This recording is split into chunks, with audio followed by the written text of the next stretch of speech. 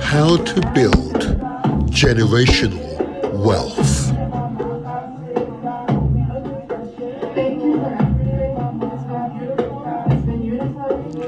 Ubuntu Awakening Summit, Kingston, Jamaica, the 5th to the 10th of February 2024.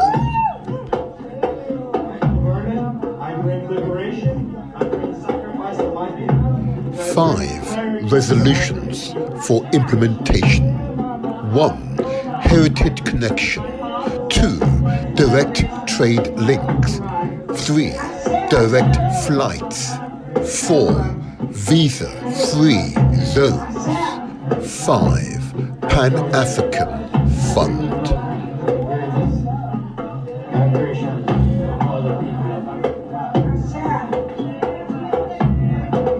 Resolution 1. Heritage connection. Framework in place to allow African diaspora to discover via DNA test where in Africa they are from and if they want to connect. It is entirely for them to make an informed decision on their true heritage.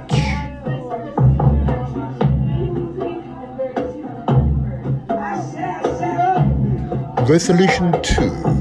Direct trade links. We set up Ubuntuverse, a platform which allows Africans, African diaspora and the Caribbean to trade directly without any limitations or barriers. Visit ubuntuverse.africa.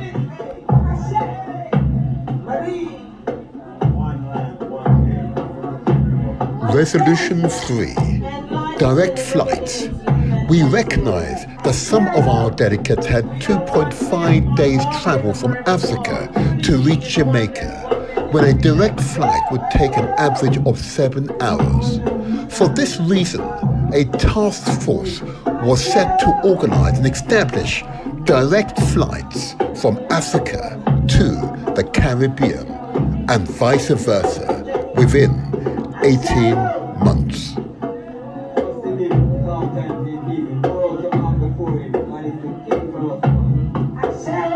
Resolution 4. Africans and CARICOM citizens to have free movement within both areas.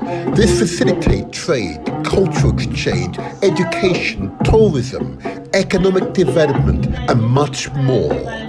Visa-free zones as a must.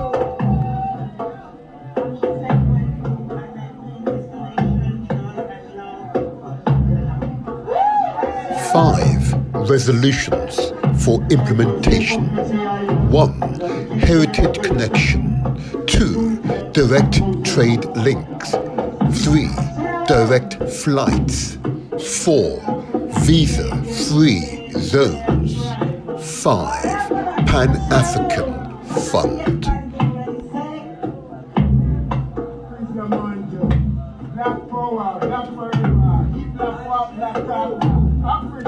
Ubuntu Awakening Summit.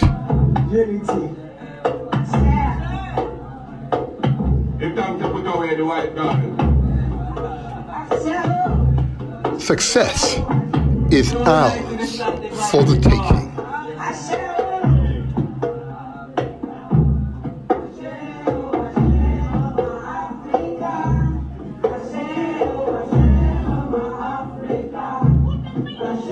Vision: create 100,000 African diaspora asset-based millionaires by 2030.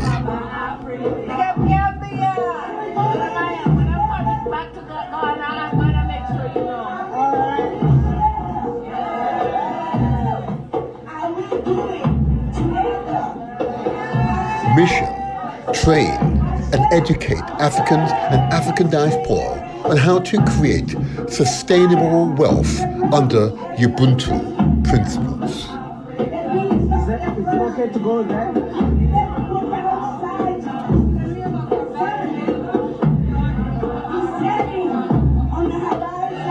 Ethos: we believe in Umoja, Ubuntu, leading to Omarto.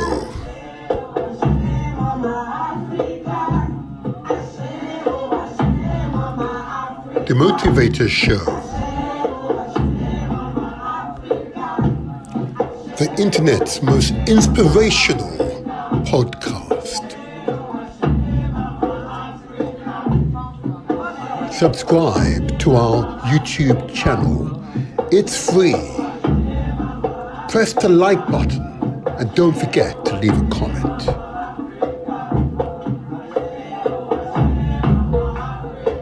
Follow us on Facebook.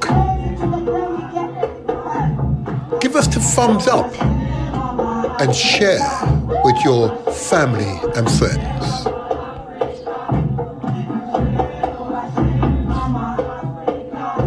We are also on Instagram and TikTok. Follow us there too.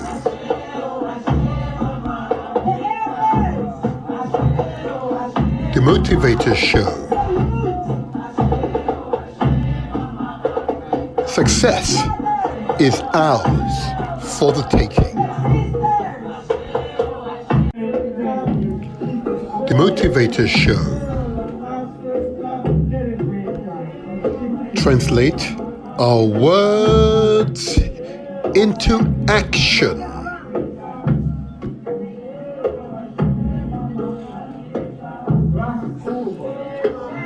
How to build generational wealth.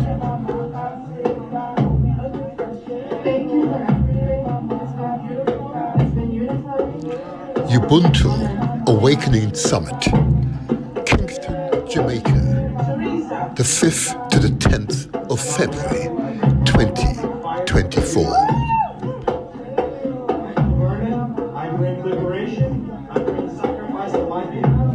5 resolutions for implementation. 1.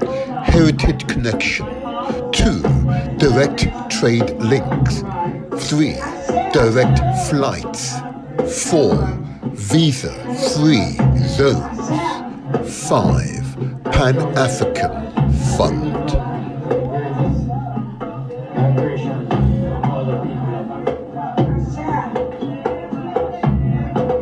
Resolution 1.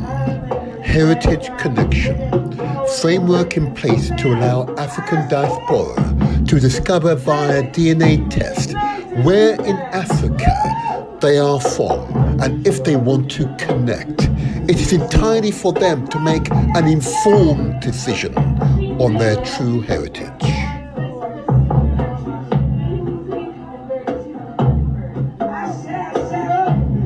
Resolution 2. Direct trade links. We set up Ubuntuverse, a platform which allows Africans, African diaspora and the Caribbean to trade directly without any limitations or barriers. Visit ubuntuverse.africa.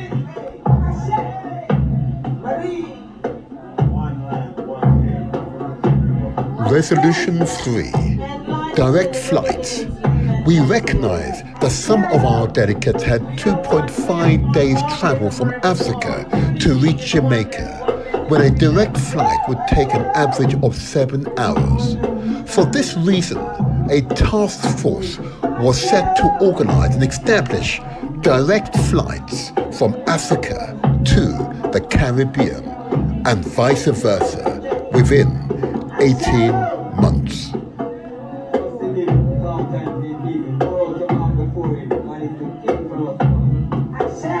Resolution 4. Africans and CARICOM citizens to have free movement within both areas. This facilitates trade, cultural exchange, education, tourism, economic development, and much more. Visa-free zones as a must.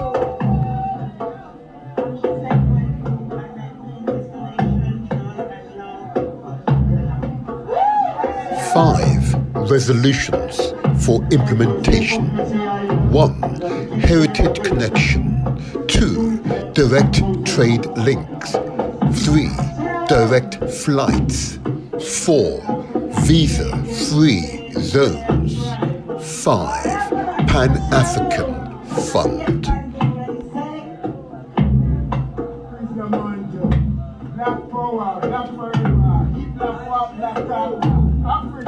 Ubuntu Awakening Summit.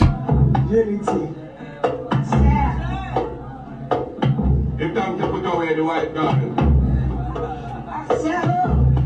Success is ours for the taking.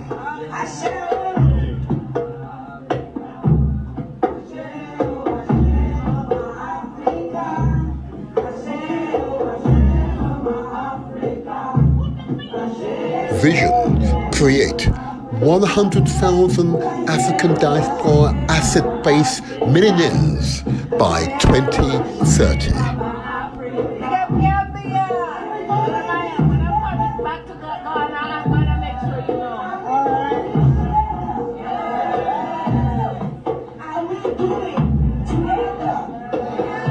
Mission: train and educate Africans and African diaspora on how to create sustainable wealth under Ubuntu principles.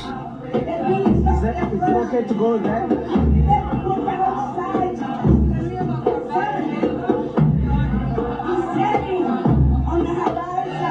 Ethos: we believe in Umoja, Ubuntu, leading to Omarto.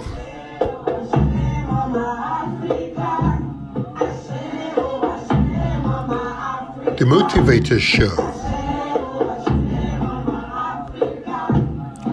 the internet's most inspirational podcast.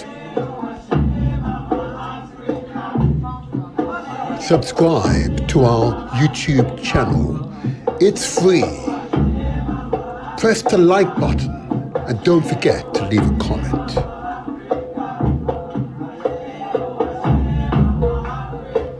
Follow us on Facebook. Give us the thumbs up and share with your family and friends.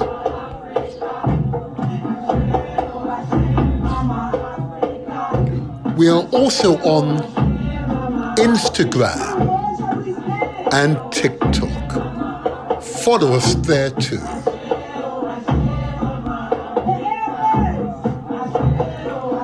The Motivator Show. Success is ours for the taking.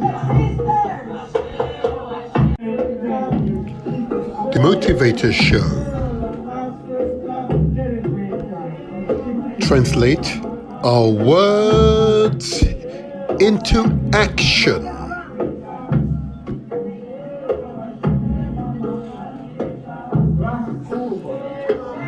How to build generational wealth.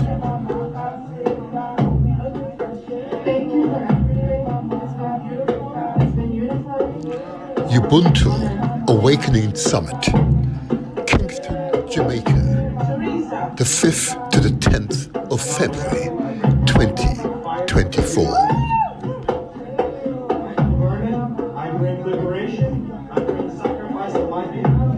Five resolutions for implementation. 1. Heritage connection.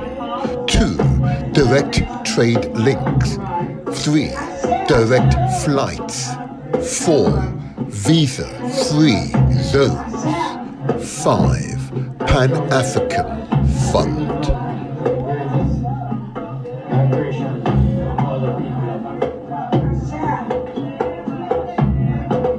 Resolution 1. Heritage connection. Framework in place to allow African diaspora to discover via DNA test where in Africa they are from and if they want to connect. It is entirely for them to make an informed decision on their true heritage.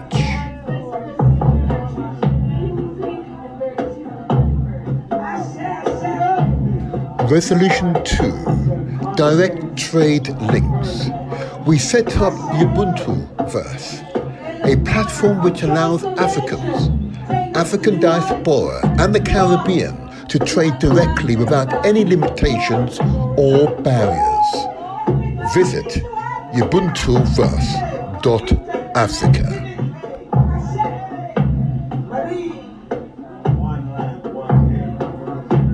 Resolution 3.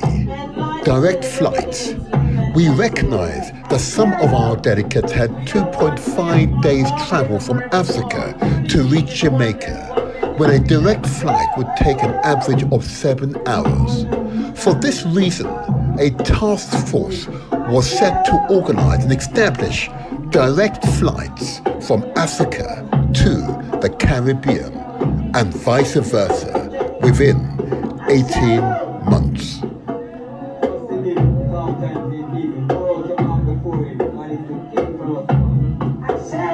Resolution 4.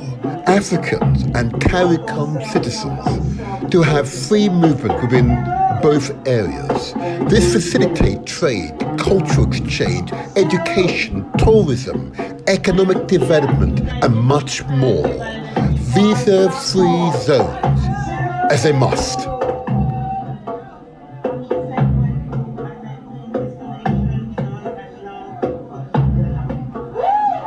Five resolutions for implementation. 1. Heritage connection. 2. Direct trade links. 3. Direct flights. 4.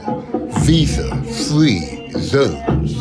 5. Pan-African Fund.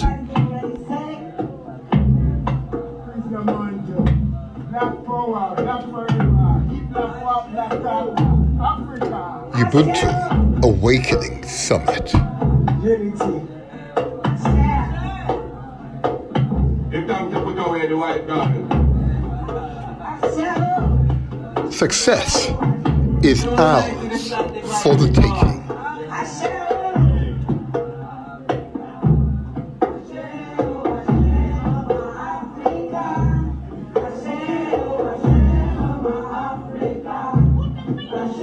Vision: create 100,000 African diaspora asset-based millionaires by 2030.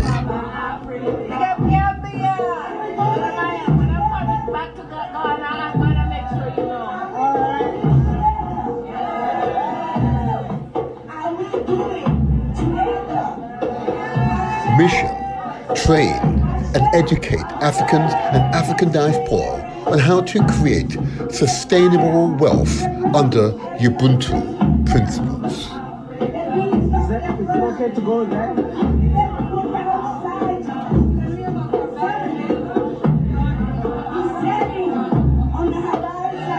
Ethos: we believe in Umoja, Ubuntu, leading to Omarto.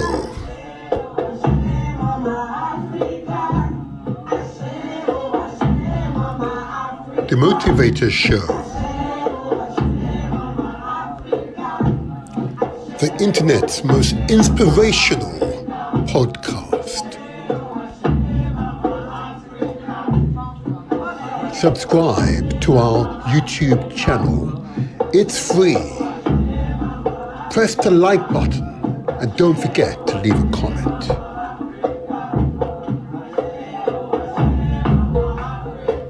Follow us on Facebook. Give us the thumbs up and share. All right. It's the Motivator Show. This is where we translate our words into action and where success is ours for the taking. Yes, that's what you got to believe. How are you feeling this strong? I'm feeling great. I know, I'm feeling fantastic. Hope you're feeling well too. This will be another inspirational show, inspirational podcast. Stay watching, listen carefully, and share the links with your family, friends, your network. Spread it across the world because these are positive messages for a positive people. That you've got to believe.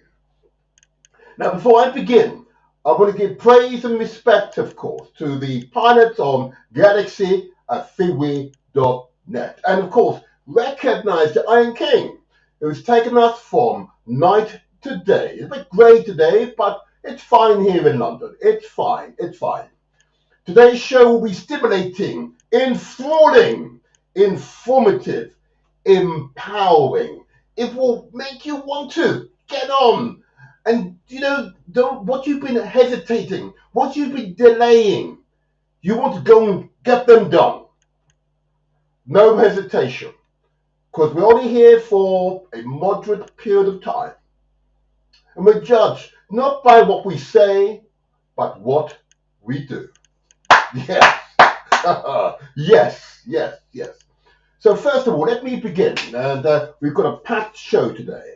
I want to first of all just confirm this show goes out across many platforms. And I'm proud that those platforms are being transmitted live today, and they will extend over the coming weeks and months. First of all, of course, those of you who are viewing us via YouTube, again under the Motivator Show, you can find us there on YouTube, now transmitting live, of course, transmitting live worldwide on the Motivator Show. If you're on the Motivator Show on YouTube, don't forget to leave a message. Give us a thumbs up if you like. Give us a thumbs up, an affirmation that the content of this particular show, this particular podcast, met with your satisfaction, of course. We're, of course, also transmitting live via Facebook, again under the Motivator Show. Again, please leave your comments. Just like on YouTube, don't forget, leave a comment. We love your comments, okay? But follow us if you're not following us on YouTube. Follow us on Facebook if you're not subscribed to our page on Facebook. Equally, I ask you, if you're listening to us via Mixcloud, again on the Demotivated Show, just follow us on Mixcloud as well. It's audio only. And of course, we're also now on Instagram Live. Yep, that's us, The Motivator Show. Come on, leave a message. Yeah, give us an affirmation. Give us some feedback. We love your feedback. And of course, post-shows episodes are also shown via TikTok. Yes, we are on TikTok. Don't forget, we're on TikTok. Yes, I love it. Very much a younger person's platform, I must say. That's the really informative clips I've seen are truly empowering and truly equal. I recommend that TikTok transmission also. And of course, if you want to chat to us via the chat facilities on YouTube and Facebook, yes, you can link to us live via the chat facility on YouTube and Facebook. You can send messages to us, that is fine. And I see you, Morgan. I see you. And all is well. Thank you for your affirmation. So you can transmit messages, questions to us throughout the show via YouTube and Facebook using the chat facilities. There you go. There you are. Now let's go to the next segment. And the next segment, as you all will recognize, is, of course, the lifestyle messages. But before I do that, I want to give a further quick shout out. You will recall a few weeks ago, I did a show which focused on the Southwark Council here in London, Maternity Commission, okay, being led by a remarkable councillor by the name of Evelyn Okoto, Councillor Evelyn Okoto, really asking questions about the quality of maternity care here in Britain, but very specifically here in South London in Southwark. Because we are concerned, of course, about the quality of care and, of course, the experience of mothers who go through the maternity, what can I best describe it? Experience, there you are, maternity experience. Then, of course, those experiences which are too often where it is not as positive as we would like. We want to better understand those experiences, okay? So what I'm going to do now, I'm going to put up another caption that talks to this Maternity Commission, I say again, Maternity Commission. And to be clear, that the Maternity Commission, being hosted by Southwark Council under the leadership of Councillor Evelyn Akoto, okay, what it seeks to do is to hear from women and people who've had pregnancy and their families' experience, both positive and negative, so we can understand how to improve services. If you've used maternity services over the past 5 years, tell us about your experiences. If you don't feel comfortable responding in this survey, please feel free to have a partner or family member respond for you. Now, particularly, the Commission wants to hear from women and people who give birth. And they're, of course, people from the so-called Black and African communities, Asian communities, from the other minority ethnic backgrounds, white residents, particularly those on lower income, asylum seekers or refugees living in Southwark, and those with long-term conditions or indeed with disabilities. They're the cohorts, particularly, the Commission wants to hear from. The next Commission hearing, as it were, will be listening to local frontline voices. In other words, the nurses, the doctors, the healthcare workers who work in maternity services. The next session is to hear from those frontline voices. This will be on Thursday, the 14th of March, between 5:30 and 8:30. That's GMT time here in Britain. And the session will be live at the Royal Oak Children's and Family Centre in Wharton Road, at WHORLTON Road. And that's in London, SE15 3PD, or it's indeed in Peckham, it's much easier for some people. Wharton Road, the Royal Oak Children's and Family Centre. So particularly, that particular session is focused on those who actually work inside the maternity services. You as a patient, you as a mother, father, grandmother, grandfather, an interesting person can go along and listen firsthand to those who work in maternity services are saying about the services that they manage. Okay?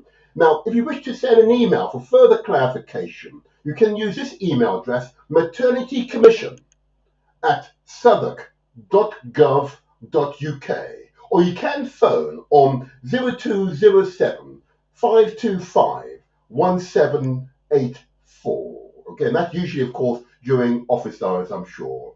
But I need to give a big shout out to that important maternity commission. It's a step forward. That's why you have elected officials from your community, as it were. Because we're able, he says, to focus on those matters that particularly affect our community. You will understand the necessity, importance of this particular inquiry into maternity services. I hope and trust you support the initiative. And if in doubt, please ask questions. Praise be, praise be, praise be. Praise Jah Rastafari. So let me now move on to the all-important healthcare messages. I say healthcare or lifestyle messages. You know, the terms keep evolving. I've met people in the past few days who've reported they have been listening and watching my podcast Every Strong. And they, for some time, resisted the messages. And slowly, he says, the messages are getting through. I know they're having a positive impact on our general health and well-being. And for that reason, I'm happy to repeat these messages each strong, because the necessity for us to review our lifestyle can be life and death. Yep, I'm not being over dramatic. It can be a result in life and death. And for that reason, I'm not ashamed to come each strong to share these lifestyle messages with you. And I trust you will take these messages on board. I gain no financial gain. There's no financial gain. There's no sponsors here, okay? I'm not being bigged up, as it were, each time I say this.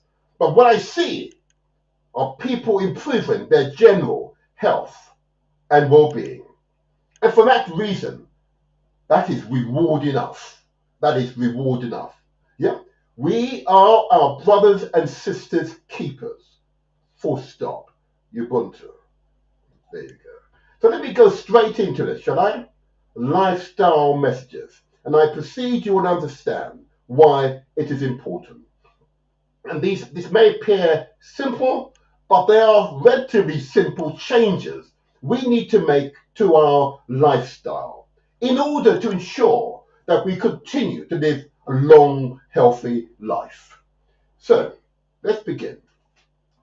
I ask you to consider the amount of sugar and salt that you consume each day. I know, yeah, very basic, I get it.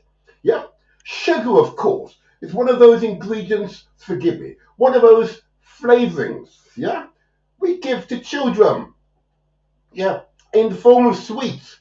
We add to our teas and coffees, yeah. We buy it, it's jam-packed in those tin sweet drinks, yeah. It's very present in our cuisine. The problem is the overconsumption.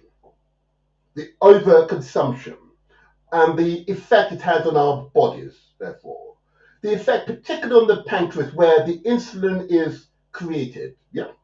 And insulin, of course, breaks down the sugar into forms that our body can consume. Challenge, of course, is the overconsumption overwhelms the pancreas, and of course, one of the causal direct effects is the presence of diabetes in our communities. And many of you will know someone with diabetes or know someone who's not been diagnosed but are showing all the classic symptoms of diabetes. I ask you to consider the amount of sugar that you consume each day. And those of you with diabetes will recognize the need, the inconvenience of being asked to inject yourself with insulin and other medication to manage your diabetes. You will recognize why this message is important. Let's hope that others don't have to go through that experience. I equally ask you to consider the amount of salt that you consume each day. Salt is one of those ingredients we had for enhancement to the flavor. Yeah. Now, the challenge for us is not the enhancement per se, it's the overuse of salt as an enhancer. Because very often, particularly if we live in Britain, the Caribbean, the Americas, and many parts of the motherland of Africa, of course, salt is added to the food already, the food that we buy from the grocery store. Yeah, not from a field, we grow it and eat naturally. Often, it's added to the food as a preservative. That's the challenge. When you see food with these extended shelf lives, it's because of those preservatives like sugar and salt. Yeah, that's the problem. And it accumulates in our bodies, yeah, harden the arteries. And as a result, our heart pump with even greater vigor. That greater vigor means the raising of our blood pressures. And therein lies the problem. And many of you will know people, members of your family, members of your networks with hypertension or high blood pressure. It is avoidable. It is avoidable, as is diabetes, type 2 diabetes, which is the most common form of diabetes. I simply ask you to consider the amount of sugar and salt that you consume each day. Yeah. Simple adjustment to your lifestyle, nothing dramatic, a gradual reduction in the amount of sugar and salt you consume each day. I no longer buy sugar from the grocery store or indeed add additional salt to my foods. That's all you need to know. I equally ask you to consider the amount of carbohydrates that you consume each day. Carbohydrate in our case is typically from wheat-based products or indeed some root vegetables, particularly the potatoes and yam. Yep, I said it, potatoes and yam. Yep, you see on the screen the wheat in its natural form, you see the pastas, yep, and you see the root vegetable potatoes and the yam. I simply ask you to consider the amount of carbohydrate that you consume. I'm told by the experts we should be consuming no more than a fistful of food per setting. Yeah, I know, I said it, a fistful. I know, yeah. Just consider that fistful and consider what you're eating right now. Is it necessary for you to eat quite so much?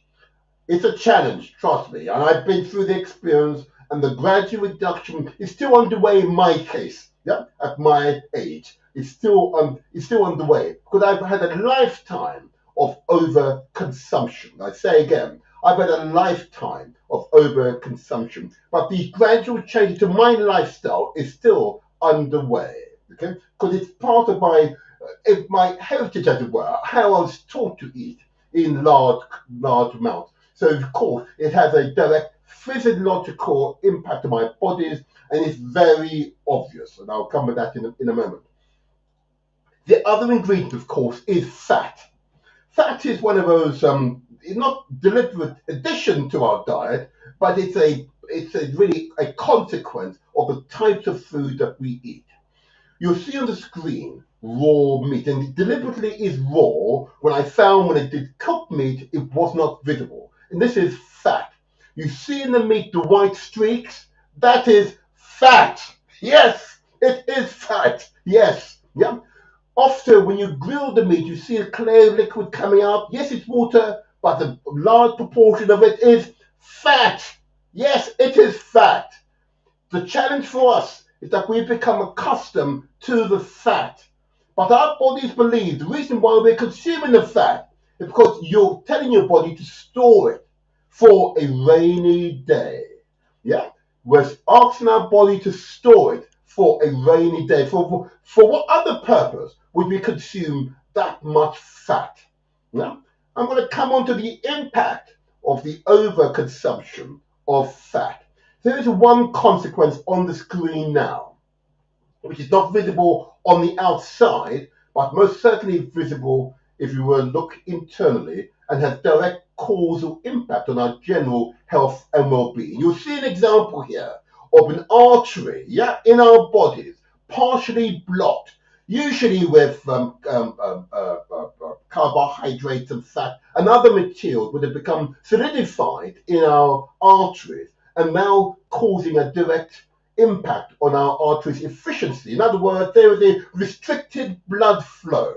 You can see the blood trying to get past the obstruction caused by the fat, carbohydrate, and all the other materials that have become hardened in our bodies because it's over excess in our bodies. You can see the direct impact. The last ingredient that we add that is part of our cuisine, unfortunately, is of course starch, particularly in our case derived from rice-based menus, and of course often added indirectly to cakes and other sweet things we love to give, particularly to our children. The challenge for us is that rice is such a staple part of our diet. And particularly if you live in the West, in Europe, Britain, the Caribbean, and the Americas, okay? It's a particularly challenging feature of our cuisine. Why? Because we eat too much of it. Simple as that. We eat too much. I said the fistful, huh?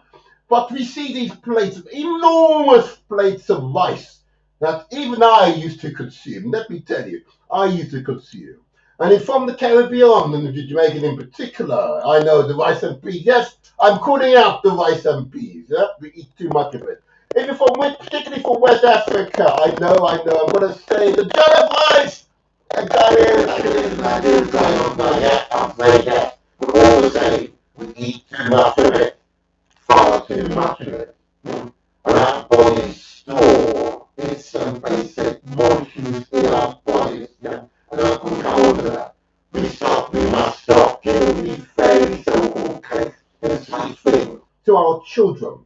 Let them not develop the sweet tooth that comes with these sweet things which are on the screen now. Because trust me, I still have the sweet tooth, and I use strength of will to control my sweet tooth. Otherwise, I would consume sugar as if I was a 5-year-old child still. And I'm no longer, unfortunately, a 5-year-old child. You see on the screen, of course, the seriousness of this situation. There are wards in my own borough of Southwark here in London, and where our women, particularly our women, levels of obesity are way off the chart. The overwhelming majority are overweight, and 80% of those are morbidly obese. In other words, they are dangerously overweight. You can see the bodies on the screen. You can see the bloated shoulders. You can see the bloated chest. You can see the bloated abdomens. You can see the bloated thighs. You see the bloated, well, bottoms in polite company, if you like. Yeah? You can see it all. That is the direct causal impact of the overconsumption of the sugar and the salt, the carbohydrates and the fat and the starch being accumulated in our bodies in the anticipation of a rainy day that never arrives. So you can see the overflowing abdomen. You can see the direct impact. And we know, you know, we all know this is not an ideal state of affairs. The experts recommend that we should eat far more fruits and vegetables, untainted, he says, fruit and vegetables. In other words, organic where possible. You see on the screen, you see the beetroot, you see the oranges, you see the avocados, you see the grapes, you see the melons, you see the cabbages, yep. You see the celery, you see the bananas, yep. You see the cucumber, you see the pears, you see the noriega, you see the pumpkin seeds, yep. You see these wonderful foods. This is what our bodies crave. Our bodies can convert these foods into flesh, into brains, yeah, into arms, into legs, yeah, into fingers, into toes, into eyes, into nose, yes, into ears. This is what our bodies crave most. Untainted, natural food. Because we are of the earth, yeah, and the earth feeds us. We are of the earth, and the earth feeds us. You can see on the screen the onions, yeah. You can see the pumpkins. You can see the limes, yeah. I've mentioned the cucumber already, yeah. There you are. There's a plethora of wonderful foods we need to eat. You see the corn, you see the bananas there, yeah? You see the celery. Oh my God, this is the beautiful food. This is what our bodies crave for. You see the Brussels sprouts even, yeah? You see the celery there. You see the mangoes, yeah? You see the hazelnuts, whole nuts. Oh yeah, that is what our bodies most crave. But of course, many of you be aware that we are more than 70% water. Water is life. The foods I've just described are all contain abundant amount of water, but then often we just need a top up, because of our physical activity. The experts recommend we should consume between 2 to 3 liters of water per day. You can see the young man and woman here topping themselves up with the life-giving water.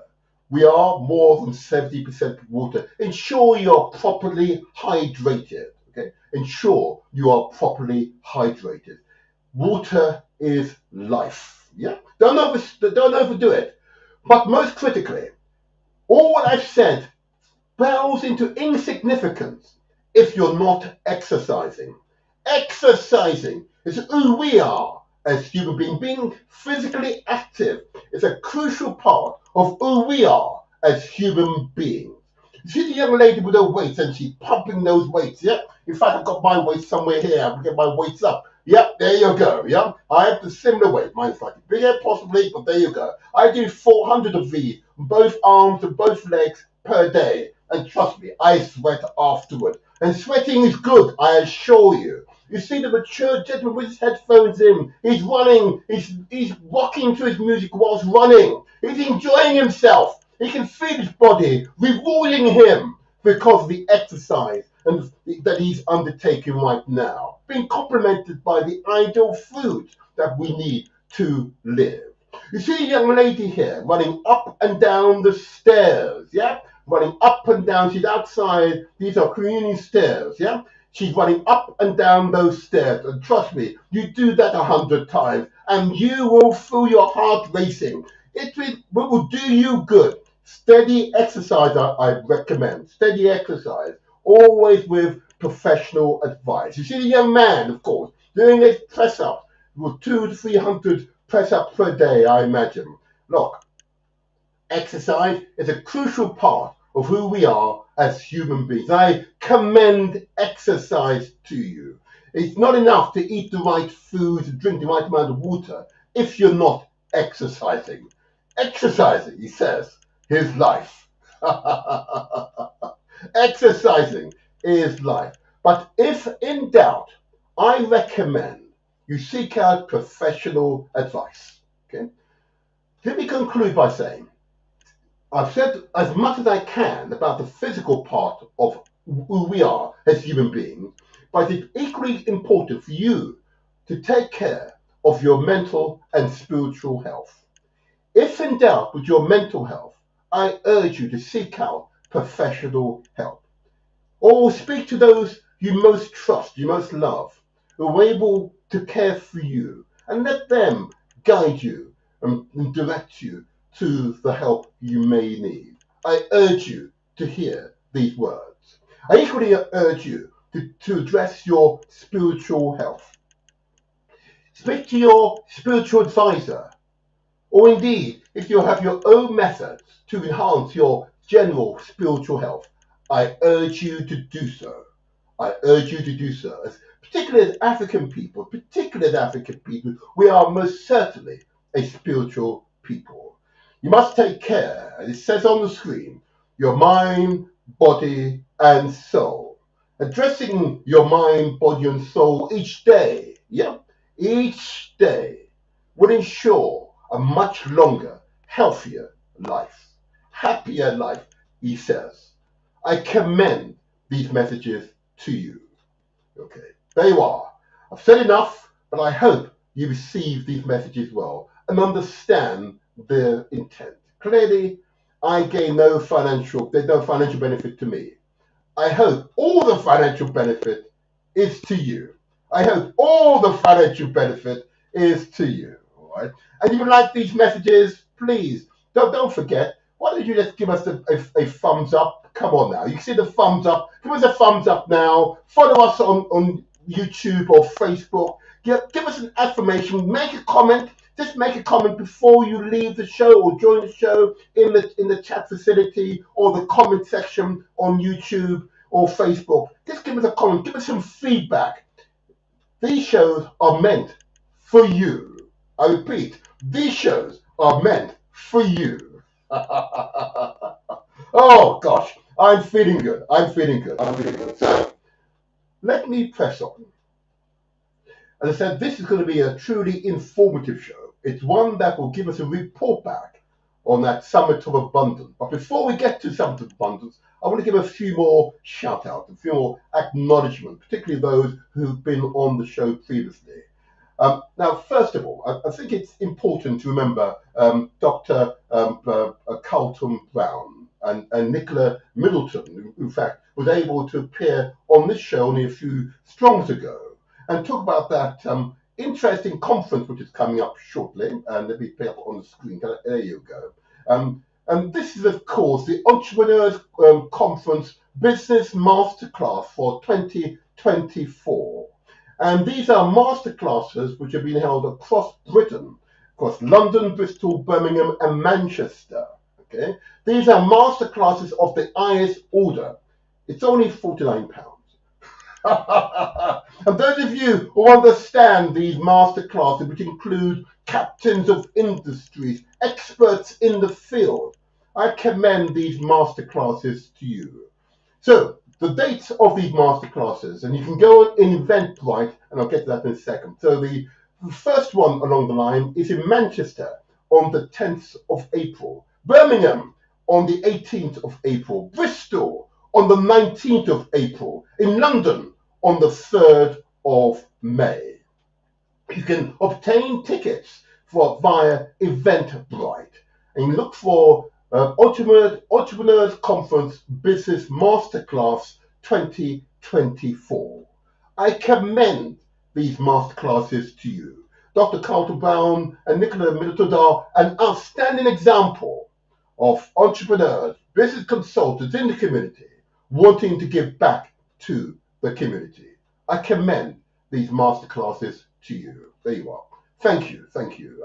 I look forward to getting them back in once those masterclasses formally begin. Okay.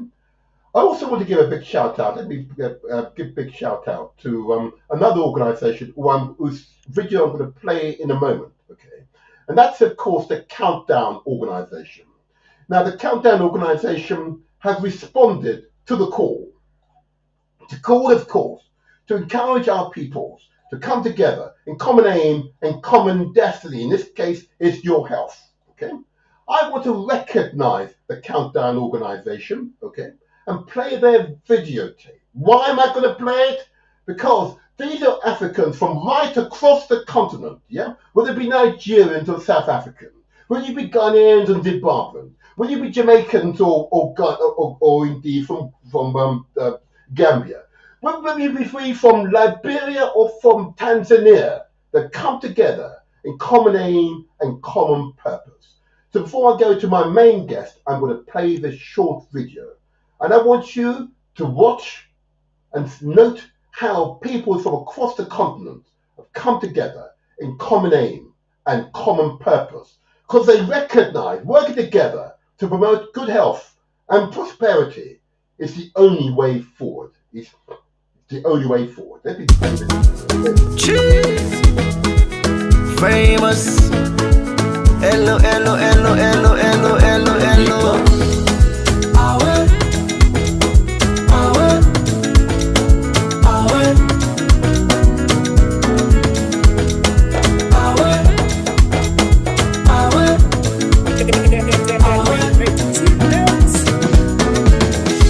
You get one life on leave. Me self get one life on leave. Why we no go use am gladdy and enjoy the time. Palava no dey finish. Time me no dey wait nobody. Now why I dey try for always get am nice every day and night. This one way we all fend we safe, not nobody own. The one you eat with too much we go down you belly now you young. And the balance where you go die left na all the money on. So why for the greedy you say for? Now the motor car where you let buy am. If you see finance where you collect bill am oh. You meet up woman where you let yanam. And if you let the man na for keep am. Want them more. The food where you feel for eat na for eat am. That fine la pan where you let na for buy am. And tie am oh. And if you baby love you back love am. But if you love them all now you na for left am. Want them more. Cause nobody know waiting tomorrow all. So every day of my life till I'm old, I fasting enjoyment stay go. Now for land for care for yourself. Nobody love you pass you yourself. All man they fed for himself oh.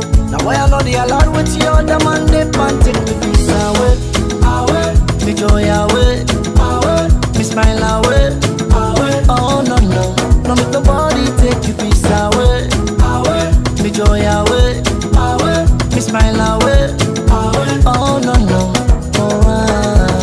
Every day. I see they also they work for the pay. They like na boku on a small you dey catch. Land for the loose body 110. No to money, no to gentry. No more they make motor man and bother. As long as you get waiting you dey eat. Land for the loose body 110. This one way we all fend we safe, not nobody own. The one you eat with too much we go down you belly now you young. And the balance where you go die left na all the money on. So why for the greedy you say for? Now the motor car where you let buy am. If you see finance where you collect bill am oh. You meet up woman where you let yanam. And if you let the man na for keep am.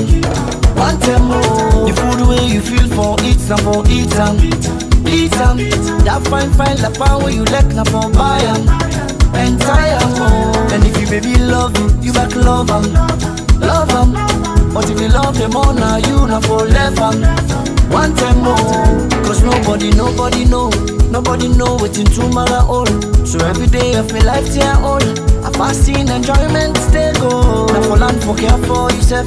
Nobody love you pass you yourself. All man they fed for himself oh. Now why I know they allowed with the other man, they can't take me peace away.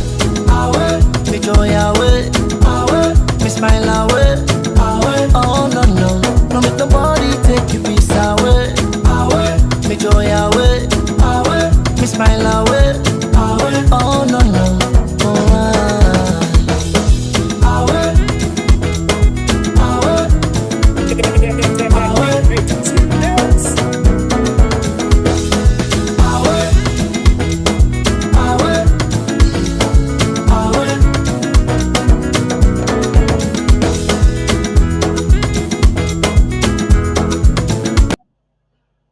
Oh, wow. You can only feel happy after watching them, you know? And say again, Africans from right across the continents and the Caribbean and the Americas come together, in common aim and common purpose, you know? And that's a Ubuntu saying, yeah? Isn't that Ubuntu, yeah? That collective understanding of the collective responsibility we have for each other. A tremendous example of Africans, regardless of their religious background, yeah, regardless of their ethnic background or tribal background, yeah, regardless of their social status, poor and rich, moderate and otherwise, regardless of their physical stature, come together in common aim and common purpose. That's why I do these shows. That's why I do these shows. This is where we translate our words into action, and when success is ours for the taking. Oh yeah, oh yeah, yeah, oh yeah, oh yeah, oh yeah, oh yeah, feel it, oh yeah, I believe it. Great job, Rastafari. Not very good to you, and safe from. Now, let's get back to the main theme of today's show, which continues the theme of us coming together in common aim and common purpose. Okay? These are not simply idle words. They must become practical. They must become alive, meaningful, and have tangible impact on you, the people. For you to believe, I understand it, I get it, I get it, I get it. It has to have a tangible impact. Sometimes, of course, we ask you to take a few steps forward in order to gain many steps back in response positively, in response to yourself. That's simply the way of life, I'm sorry to say. Right? So we tell you about the need for good, healthy eating and living styles and exercise. You respond by speaking to your neighbors, your families, and so on, and coming together, common aim and common purpose. Pool your resources so you can exercise together and mitigate those awful conditions that pervade our community. Okay? We are responsible. We are our brothers and sisters' keepers. And therefore, we have to share knowledge with our brothers and sisters, our friends, our networks, our communities. Okay? This is why these shows happen. My guests today exemplify the principles of today's show. And they have been on before. Yeah, I'm going to bring my guest in.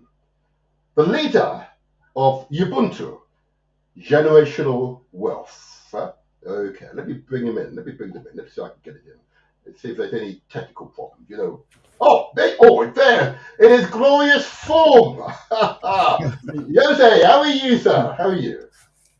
I'm very well, my brother. Very well. Oh, What about you? you sound very vigorous here. Wonderful. I'm going to adjust your volume. Okay, there you are.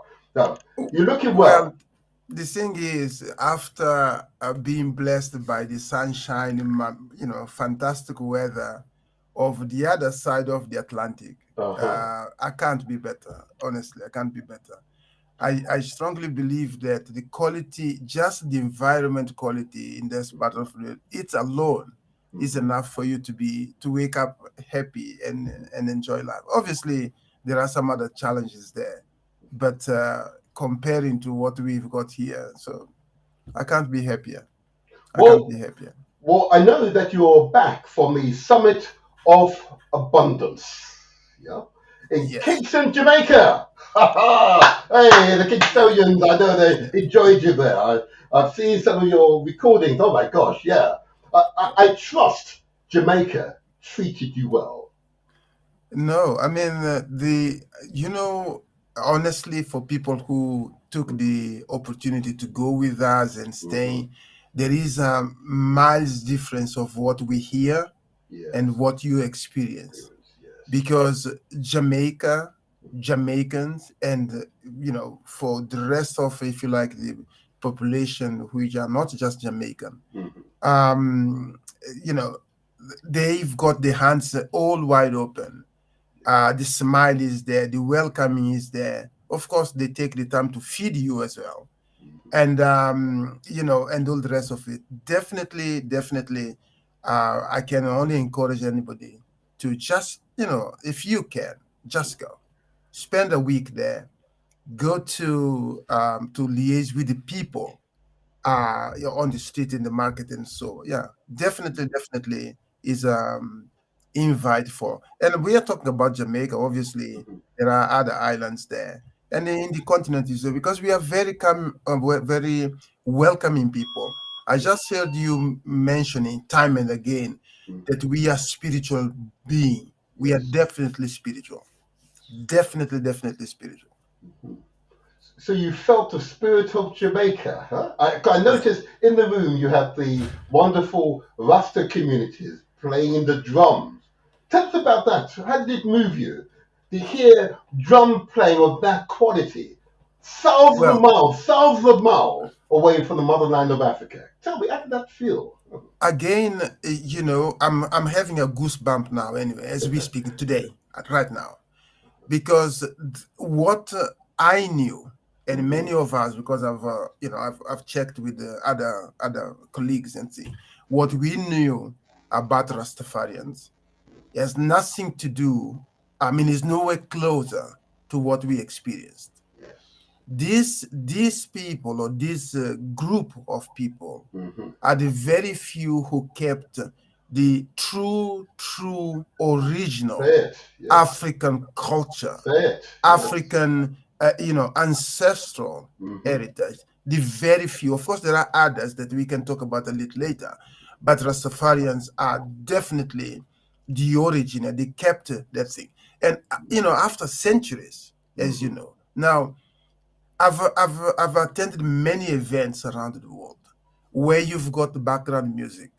Okay, I never in my life experienced having drumming as a background.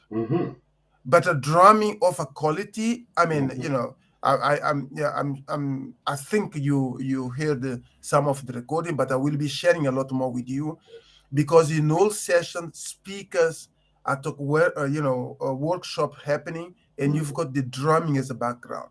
This is an experience, honestly, that I will never forget, and it's so unique. Which I mean, I can say whatever I want, but believe you me, it would be nice to speak with the people who were there to share with you the experience, because it's really unique, very unique. And again, it brings that spirituality, that connection with us. And I felt absolutely amazing, irrespective of whatever we have spoken about. The environment on its own worth the effort. And thank you for that feedback. I've observed the drum playing, and of course the quality of your debates. The dialogue was extremely high. I've had feedback, and I may come to that feedback later on. But I want to, as you can appreciate, I want to now focus in on outcomes. We talked about the experience and the impact it should have. It's the outcome. I'm a driven person. I'm concerned with pace and progression. Talking is cheap, but actions speak louder than words. Translate our words into action. Yeah. Enough of the talking, I say to people. Action speaks louder than words. It has to be meaningful. It has to benefit the next generation. That's what we're preparing for. The world is better and stronger, more inclusive for our next generation. Yeah. Okay. So I want to focus on that, and other presenters elsewhere will focus on other aspects of the Summit of Solutions. So I want to just focus on you, and let's look at your outcomes. And I believe there are 5 key outcomes, resolutions, that were agreed by the summit. Okay. These are Africans from around the world to come together in common aim and common purpose. So I wanted to just talk through these and discuss with you these resolutions that were passed. Absolutely. Thanks a lot for once again, brother, for the opportunity to share with the audience what in fact happened there. Now, for the people who followed us before we went to Jamaica, the summit had three main. It had more, but the three key objectives. One was the spiritual awakening. I mean, the bridge between, and then what that led it to heritage discovery and ancestral lineage connection. Because what happens, unfortunately, with most of us is that we are totally disconnected. Okay, we are not talking about physical place where we live. We are talking about alignment in our being, in our behavior, in our thing. So these were the objectives that we took to Jamaica. Out of those objectives, after sitting there and talking and exchanging, asking, 5 resolutions, if you like, came out of that. And those objectives are implementable. And actually, we were given timing in terms of start putting those things in place. So with these are, if you like, the experiences, or as a result of experience that we had out there. The first one, for example, Before we go into the first resolution, I just wanted to, before, I just want you, if I may, just ask you to talk about the people who attended, where they came from across the world. Just give us a quick flavour of that before we go to the resolution. I want to just I'm getting to the resolution, building up towards it, but let's talk about the people. They came from different parts of the world to this, to what is a momentous occasion in Kingston, Jamaica. Just tell us a little bit about the people. I saw some fascinating people present in that room. Just tell us about the people first of all. Yeah, we first of all we had people of various generations. Okay, so we had the grandmas of 70, reaching 80, and a bit more, and we had people as young as the mid 20s. Okay, so this was the range of people. I mean, in terms of professional background, variety. In terms of geographical location, people came from the continent, Africa, from the United States, Canada. People came from Europe. People came from, of course, Jamaica itself and the Caribbean.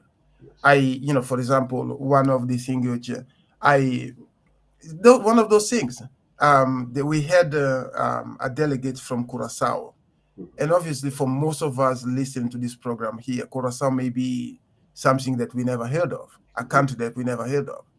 But we had the sister there, and actually, she's so linked and connected. People from Suriname, people from Kenya, from Ghana, so we had a variety of in terms of locations from various parts of the world who went there to actually start the journey of bridge back to the continent.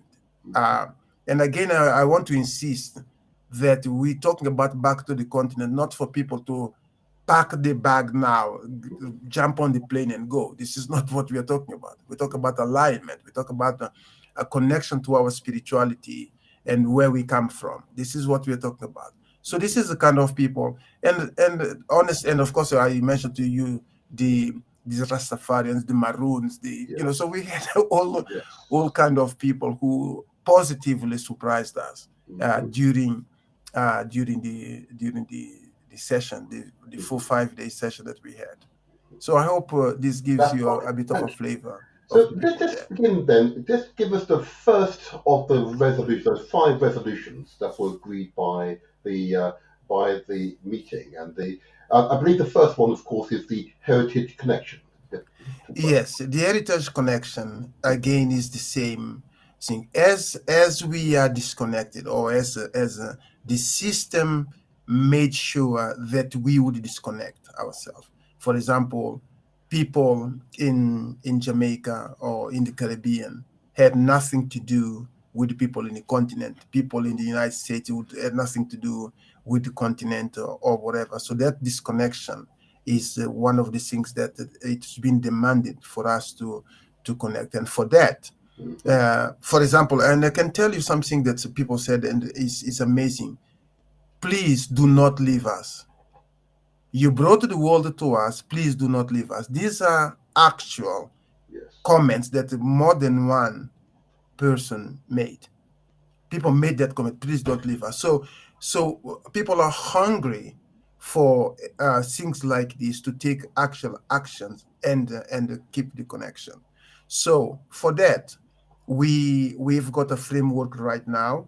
Any diaspora member who wants to know where they come from, wants to know what is connection to the tribe or to the culture or to the place in the continent, the framework are there right now for them to discover, if they wanted to, of course, to do that. So this is the first thing, and of course that one is being pretty much achieved in terms of putting that frame there. Are you in England? Are you in Scotland? Are you in Japan? You wanted to know where you're from. You want that discover that heritage of yours. If you do want, then come to us. Let's talk, and then we put you on the road for that. And again, all of those things just to make people realize that we are not doing this for money. This is not a business, okay? So it's just to make sure that we as a people are well aligned with who we are, rather than being so disconnected. I'm Scottish, I'm Welsh, I'm American, I'm Canadian, which unfortunately doesn't sit very well with who we are. Can I just say on this point, and I mentioned it last time you were here, this of course is one of the most profound, in my view, psychological impact of those of us from the diaspora who've been separated from our source for generations, centuries, in my case. Okay? And then to discover direct DNA, genetic lineage to a people on continents, I have to say that is a profound realization. And I would recommend many of our communities here, Britain, Europe, Caribbean, Americas, to go and do that test. Have your DNA tested by African ancestry to identify the peoples from which you can claim direct genetic lineage. Wow. Yeah. Means you belong. You're not separate. You're no longer separate. You're not estranged any longer. You belong. You can see the direct physical, indeed spiritual connection to peoples on the continent. Trust me, that is a powerful realization. Despite all the brutality, all the experiences we've had, in our bodies is the answers. Wow. Yeah. Truly. And just to compliment you, obviously from that you can acquire citizenship. You do not need to invest in the country. Wow. You don't need to marry anybody from the country. Wow. You don't even need to live in the country. Wow. As long as it is scientifically connecting you to that tribe, you go through the process. There is something of acculturalization in terms of naming ceremony. There are all of those things there for you who wants to discover where you're from. Because we can live under the illusion that I am a Black British, I am African American, I am whatever. We can live under that illusion. But the fact of the matter is that this land here, we say that we came here first. I'm not going to dispute that. But the way it is set up here right now, this land is not mine. It's not land of my children. They were born here, grew up here, bred here. This is not their land. You do this DNA there, you are getting citizenship you're getting citizenship, you are getting the land. By the way, if you are looking for land, there's no place in the world who's got more land available than in Africa. There isn't. Simply doesn't exist. I mean, look into it. So, and the land is there for you. Okay? And as the number of us recognize and connect ourselves to the source, we're going to really build the community that we like and going forward. So it's an appeal to all of us to really settle ourselves. I just again want to give the example of the Indians. I know many people of Indian heritage. They never set their feet in India, but they still invest in India. They connect to India. They got the, if you like, the official documentation related to India, and they never set up their feet there. What about you? I'm saying you, what about us? We can do the same thing. There's nothing stopping us from doing this. It's time for us to start. That's the first deliberate step to reconnect, finally. Finally. Yeah. And there are many of us from diaspora with mental health issues.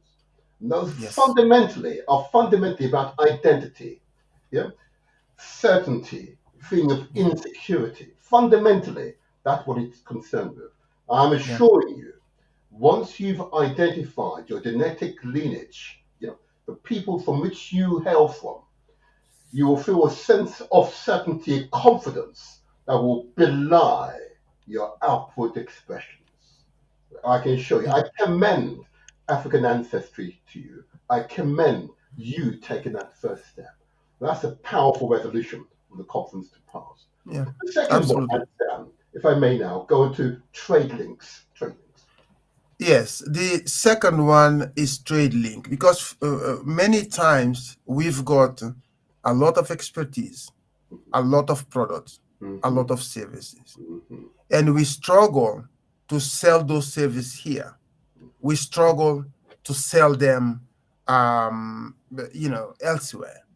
And the same thing happens. We discovered, and this is a true thing, people doing amazing things in Jamaica, amazing things, products and services, but they cannot export those services. They can't sell them. If they want to sell to America, I mean, my God, the barriers which are there are unsurmountable. They want to sell to Europe, the same thing. This is just on, if you quote unquote, customs and political. Now, there is another issue, which is the currency. They produce in Jamaican dollars. For them to sell to US dollar or sell to euro or sell to sterling is a massive problem. Is a fact. It's a trade barrier, in other words, a trade barrier. Trade barriers. So even if they want to sell to Africa, is the same situation, because they have to come via Europe through the currency systems, through the customs systems, through logistical system, etc., etc. And vice versa. People in the continent of Africa want to sell to the Caribbean, the same situation. This is a fact. Now, in this game of using Europe and the United States as a midwife, make them lose on average between 20 and 40%. Okay? So this is a fact. Are you in the UK? You want to sell to Kenya. How are you doing it? You want to sell to Curacao or to Haiti or to Jamaica. How are you doing it? Now, we were mandated to solve this issue. And what did we do? We created a platform called Ubuntuverse. Ubuntuverse means universe of Ubuntu, universe of us as a community. In that platform, you can put your product there. You can sell it to anywhere you are without having to go through the midwives, quote unquote. You can sell the product there without having to lose your 20 to 40%, without having to have a problem because you're producing in shillings, or you are buying in South African rand, or you are buying Jamaican dollars. You use Ubuntuverse. And on top of all of this, Ubuntuverse even give you the opportunity to buy without money, sell without money, okay? Using barter system, which is the system created by our ancestors. Now, if you use the barter system, for example, you reduce the value and the importance of the currency of dollar, sterling to zero, or pretty much zero. And on top of that, you do not have to face those trade barriers, those customer barriers, those currency barriers, those financial barriers. You don't have to face that. So, are you in Jamaica? You want to sell to Kenya? Are you in Tanzania? Want to sell to the UK or to the people in the UK? Are you in Nigeria? Want to sell to the US? Use the platform, Ubuntuverse. You can sell in crypto and buy in crypto. You can sell and buy in trade in barter. You can sell and buy in currency if this is what you want. So all those options are there for you and available. And by the way, when you sell your product, it takes few seconds for the money to reflect in your bank account. Few seconds. So, and it's fully secure. There's no such a thing that you're going to ship your product and then somebody's going to tell you stories.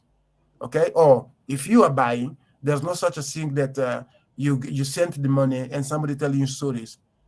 There's no such a thing. So it's a balanced system there for you, secure and protected with the GDPR and all of those things which are in there to make sure that you are in a safe space and you can trade freely and comfortably and also securely. Because you don't want to sell your product and not getting the money, or buying the product and paying for the product and not getting it. So this is the second resolution, which is also live. It's been releasing now. If you wanted to take part, talk to us. You may have a course, you may have a product, you may have a service, whatever you may have. Talk to us, and we will guide you accordingly. Thank you. And I put the Ubuntuverse.Africa website details in the chat. So those of you who are on our YouTube or Facebook platforms, you can see the chat. I'll put it on the chat. You can see it there. And I'd love to receive your feedback in the chat. Post the show. Love to see your feedback and how you've been able to use the Ubuntuverse trading platform. I love the idea of direct trade between Africa and the Caribbean, okay, without the need to go via a European port. And I think that's an absolutely absurd situation to find ourselves in. I love the idea that there are African traders and Caribbean traders seeking out each other so we can trade together. There's a local term I use here in Southern London. What we're doing effectively is building up community wealth building. Community wealth building. Yeah, that's what it's called. Community wealth building. Because you're trading within yourself, and you're thereby ensuring the African pound, the black pound, if you like, stay within the community for longer than a single trading session. Yeah. Absolutely. And just to add here, is also you make money. If you introduce people to use the platform, so it's not a kind of a free in terms of you introducing somebody, they make money and you make nothing out of it. No, there is a provision as well. Whenever you introduce people, if they keep transacting, and so every time they transact, you make money out of it. By the way, I'm talking about not people who are buying and selling. I'm talking about people who introduce. So if you're an introducer, you also make money whenever those two people or three make the transaction. Thank you. I've got a question in the chat from a notable person in the community, and I believe you've got to just listen to the session carefully, I suspect. Is there a infrastructure that will facilitate for trade to take place? I think the infrastructure you're describing here, Jose, is called the Ubuntuverse.Africa website, as a platform. That's right. Yes, it is a platform for that. And again, we just need to be clear, it's our platform for us, by us, with us. Yes, the infrastructure is there. All you need to do is very simple. If you have a product, speak with us, you upload the product to there, and then of course we make sure that we broadcast it to the entire our global community around the world, and then they take notice, and from that all they need to do is to click the button that they wanted to buy the product. They pay for it, and then you ship the product. Infrastructure is there, and vice versa. If you want to buy, I don't know, a bottle of milk from Tanzania, for example, or thing, you click the button again, the same thing. You make your payment, and then there is that they would ship the product. So it is there. If you've got any difficulty in there, come to us because we will guide you through. We have all the interest in the world for us to stop using places like eBay, for us to stop using places like Amazon, because what happens is that whenever we spend money in those platforms, the money goes to build the same system, which is keeping us where we are. Yes. Yeah. We may not like it, but this is a fact. It is a fact. We need to have control over the trading environment that we use, without a shadow of a doubt. And it has to have a sort of African-centric view. It has to be for African by Africans, without a shadow of a doubt. It's common sense, if I may say so, common sense. So we look forward and will continue to give support to Ubuntu First.Africa as a trading platform, both between Africa, the Caribbean, and indeed Africa and Europe, of course. Africa and Europe, of course. It's a way in which we're in control of the manner in which trade takes place. Okay, I think that's so absolutely perfect. But the direct the trading routes between Africa and the Caribbean is really, I think, most important. Ships that go directly from Africa to the Caribbean and vice versa is a critical part of us taking control of our trading routes. It's an absolute must. It has got to happen. We've got to invest in direct trade, without a shadow of a doubt. Yeah. Take one, if I may, you say, to the third resolution agreed by the conference, and that's, of course, direct flights. So tell you a little more about that, because you cite an example of those who attended the conference and indeed, or summit indeed, sorry, and how they were able to get there. And it's interesting, and when I read that, I thought, oh, wow, that's... Yeah, go on. Yeah, this is something which is so painful, which maybe we in the diaspora do not realize. So, if you've got a British passport, European passport, American passport, you don't, you book a flight, whichever shortest route, you pay for it and you go, no issue. However, if you've got African passport, the conversation is different. Why? Because pretty much everywhere you want to go, you have to go through Europe or through the United States. And what did they decide to do? They decided to create what they called transit visa. Now, we would hear that transit visa is something light, but believe you me, they ask for the same documentation as if you were asking for a working visa. Now, as a result of that, they decline majority of transit visa requests from people from Africa. Hold on. So now and slowly. It's important for the listeners, the viewers, to hear what you just said. Say that again, please. So before there was not such a thing like a transit visa. Okay? So they introduced a transit visa, and you would hear, well, I'm not going to your country. I'm not coming out of the airport. I'm not even coming out of the plane. All I need to go is the shortest route to go to my destination. So what the Europe and America decided to do, they introduced what they call transit visa. Transit visa, you would think that transit visa, you require less documentation. So no, they ask for exactly the same documentation as if you were asking or applying for working visa. Wow. Now, the consequence of that is that more than 90% of those visa requests being declined for people from Africa. Okay? Yeah.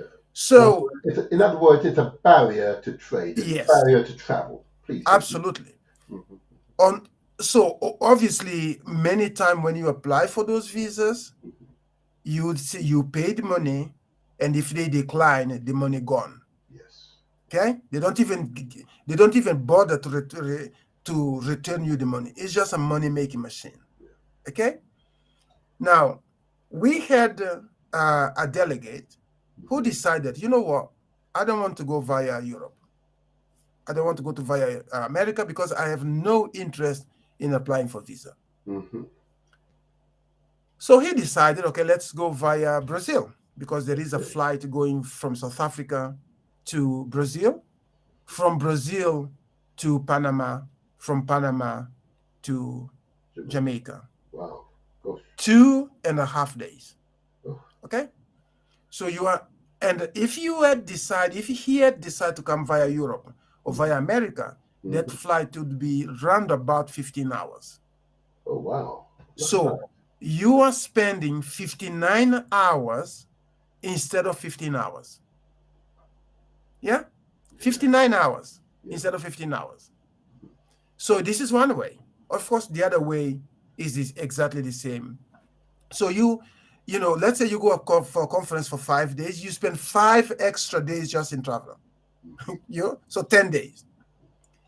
So the conference obviously analyzing this, and you know, it's not, there's no reason why we would not have a flight from Africa to the Caribbean. At the moment now, there's not a single flight from Africa to the Caribbean, not one, and vice versa. Again, not one. Again, some of these stats, when I read them, I just could not believe it. That a single flight from Africa to the Caribbean. No, there isn't. Can you imagine? Any flight from Africa to the Caribbean, you have to come via Europe, via United States, many times via Middle East. Yes. Middle East. So you leave Africa, you go east to the Middle East, and then you fly west to the Caribbean. Yes. I'm embarrassing. Yes. Or you go to Turkey and then come to Africa. This is out of what anyway. So, and by study, if you leave Ghana and want to go to Jamaica, it should take you, direct flight should take you between, let's say, 6 to 10 hours. You should never say more, even if you go all the way around, and so it should not take you more than 7-8 hours. But okay, let's say 10 hours to make it easier for all of us to understand. So instead of 10 hours, you are spending 59 hours. This is just not it. I agree. So we've been mandated to create direct flight. Now, that thing must happen because when our ancestors were colonized or enslaved, they were taken directly from Africa straight to the Caribbean. They didn't go via Europe. They didn't go via America. So why today, for us to go from Africa to the Caribbean, we need to use Europe or use America with the added disadvantage of visa refusal and loss of money. Yes. Or you spend 2.5 days. Oh, by the way, even in those countries that we talk about, Brazil and all the Caribbean, they've got the guns up against Africans. Because the difficulties and the abuse and the insult that those people at the immigration, those people there, the abuse against our people is out of this world. So you if you want to go to the Caribbean, you are either insulted by the Europeans and Americans or insulted by the South Americans. It's the same. Yes. You know? So we need to put this in place. Absolutely. And it must be yesterday, not today. Because we know also that there was a Nigerian company, LPC, who started it, but then they could not sustain because of many barriers which we put on them. But now it's time for us to fly. If you want to go from Jamaica to Ghana, you don't need to go to Europe. You don't need it to do.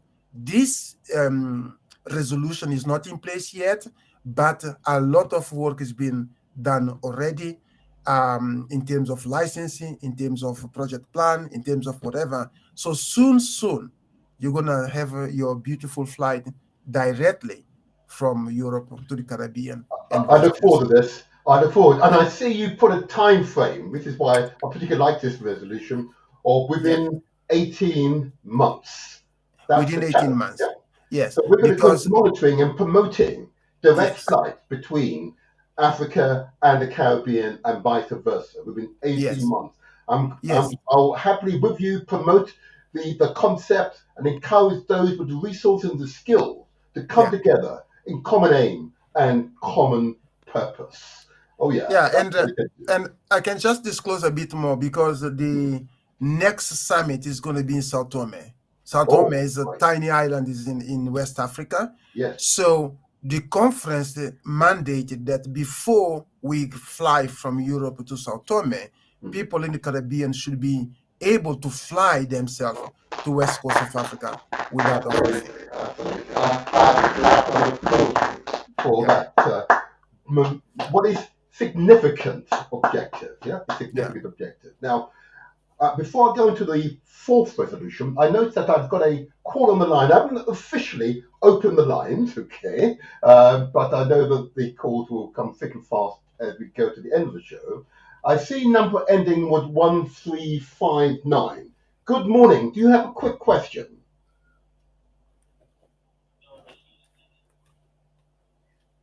Good morning. Say again, please. You, yes, you're on live now. Yes.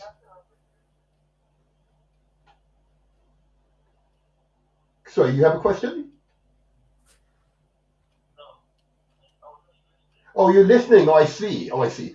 Continue to listen in that case. That's fine. Although you can listen to us via YouTube or Facebook, if that's easier. Okay, just so you know. It's The Motivator Show. DE Motivator Show. DE, the Motivator Show. All right? You can see us live. Both see us and hear us. Yes. Yeah, DE, and then DE, the Motivator, MO, yeah, got that? Motivator Show. All right, well done. Thank you. But thank you for listening anyway. Yeah, okay, thank you. Okay, Jose, before I come back to you, I see we've got the wonderful, the magnificent, she was there somewhere. Oh, there she is now. I'll bring her in this time. Oh, I've got her. The wonderful, the magnificent, Her Royal Highness, Teresa. How are you, Teresa? Can you hear us? I can hear you really well. Can you hear me? We can. Your voice I is was strong. having a bit of difficulty getting on, but I'm on now. Thank you. Oh, it's good to see you. Good to see you. Good to see you. good to see you. I know you were in Kingston, Jamaica. Oh, yes. I've got to keep it up. And before I go back to Jose, if I may, I've seen you in the video. I've seen you actively participating in each of the various ceremonies. How was it for you? What did you come back with to London? Huh? Okay. That's a good question, Martin. So, having been born in Kingston, as you know, and going back, I've been back a few times, but I haven't been back for a long time. It was beautiful because the people are the same. They're loving, they're caring, and they're giving, and they understand Ubuntu. They understand reciprocity. And, you know, Kingstonians and Jamaicans and the Caribbeans are a set of people. I know, you know, we are from the continent and that is our journey, but the time that we took to stay in those places has carved out uniqueness, the generosity, the love, the women, the men, the priests, the staff, the weather, the environment. I mean, it's paradise. If you want a pill and you need some joy, get a trip to Jamaica. Get a plane and go there. It is a pill of joy and embrace and safety. I mean, you are so safe there. It is just beautiful. The heart of the people is on show all day long, all day long. They don't have no off button. They don't have no off button. So that's what I'm coming back with. Just glorious memories And obviously the team that we went with and the people that collaborated with us, extending to them, everyone was in unison. Let this work, let this be beautiful, let's have great memories, and let's love each other. And that's what happened. Thank you so much, wonderful Teresa. You look magnificent as usual, I must say. Thank you know, you, you know, us men we are visual creatures. You look magnificent. You look fresh. The naked speak you so well. Huh? I don't believe that. Women are a lot more visual than we are, anyways. If I may, Joe Taylor, the fourth resolution, of course, was Africa and CARICOM citizens to have free movement in both areas. Tell us a little more about that, because I believe there's some work already underway in this regard. Tell us more.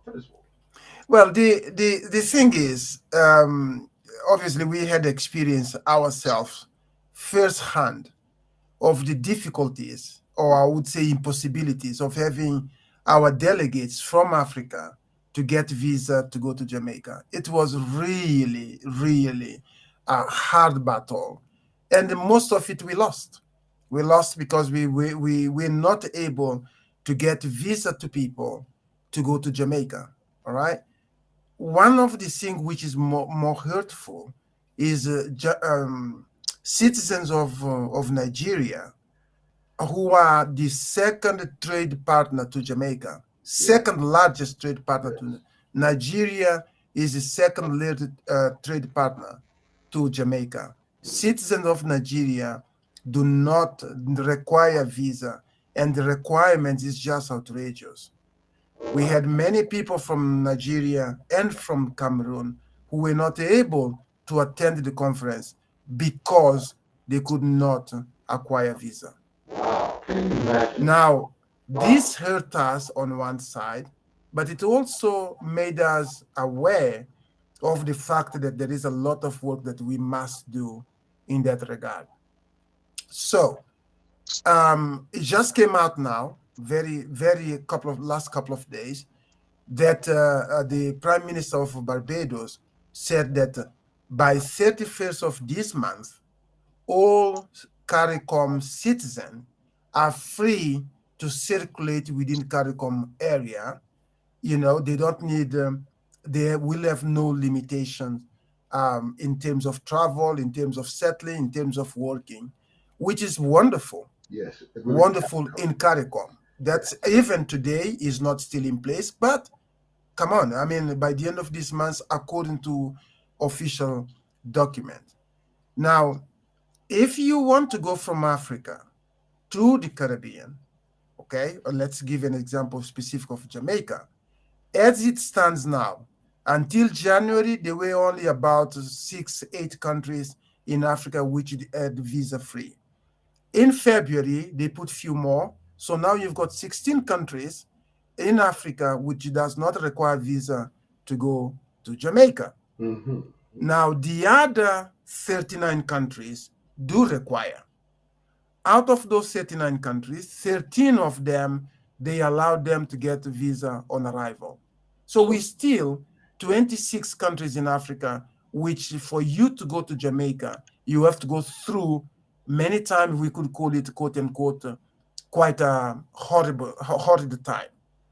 So what the conference is saying is, demanding is, there's no reason, if we want to direct flight, and tourism, cultural integration, and all of those things with our brothers and sisters of the Caribbean and vice versa, we have to have visa-free. That's where a visa-free zone. All Africans do not require visa to get to the Caribbean. No Caribbean require visa to get to Africa. Mm-hmm. And let me mention something here that many people do not know. Okay. Jamaica only have 2 high commissions in Africa out of 55 countries.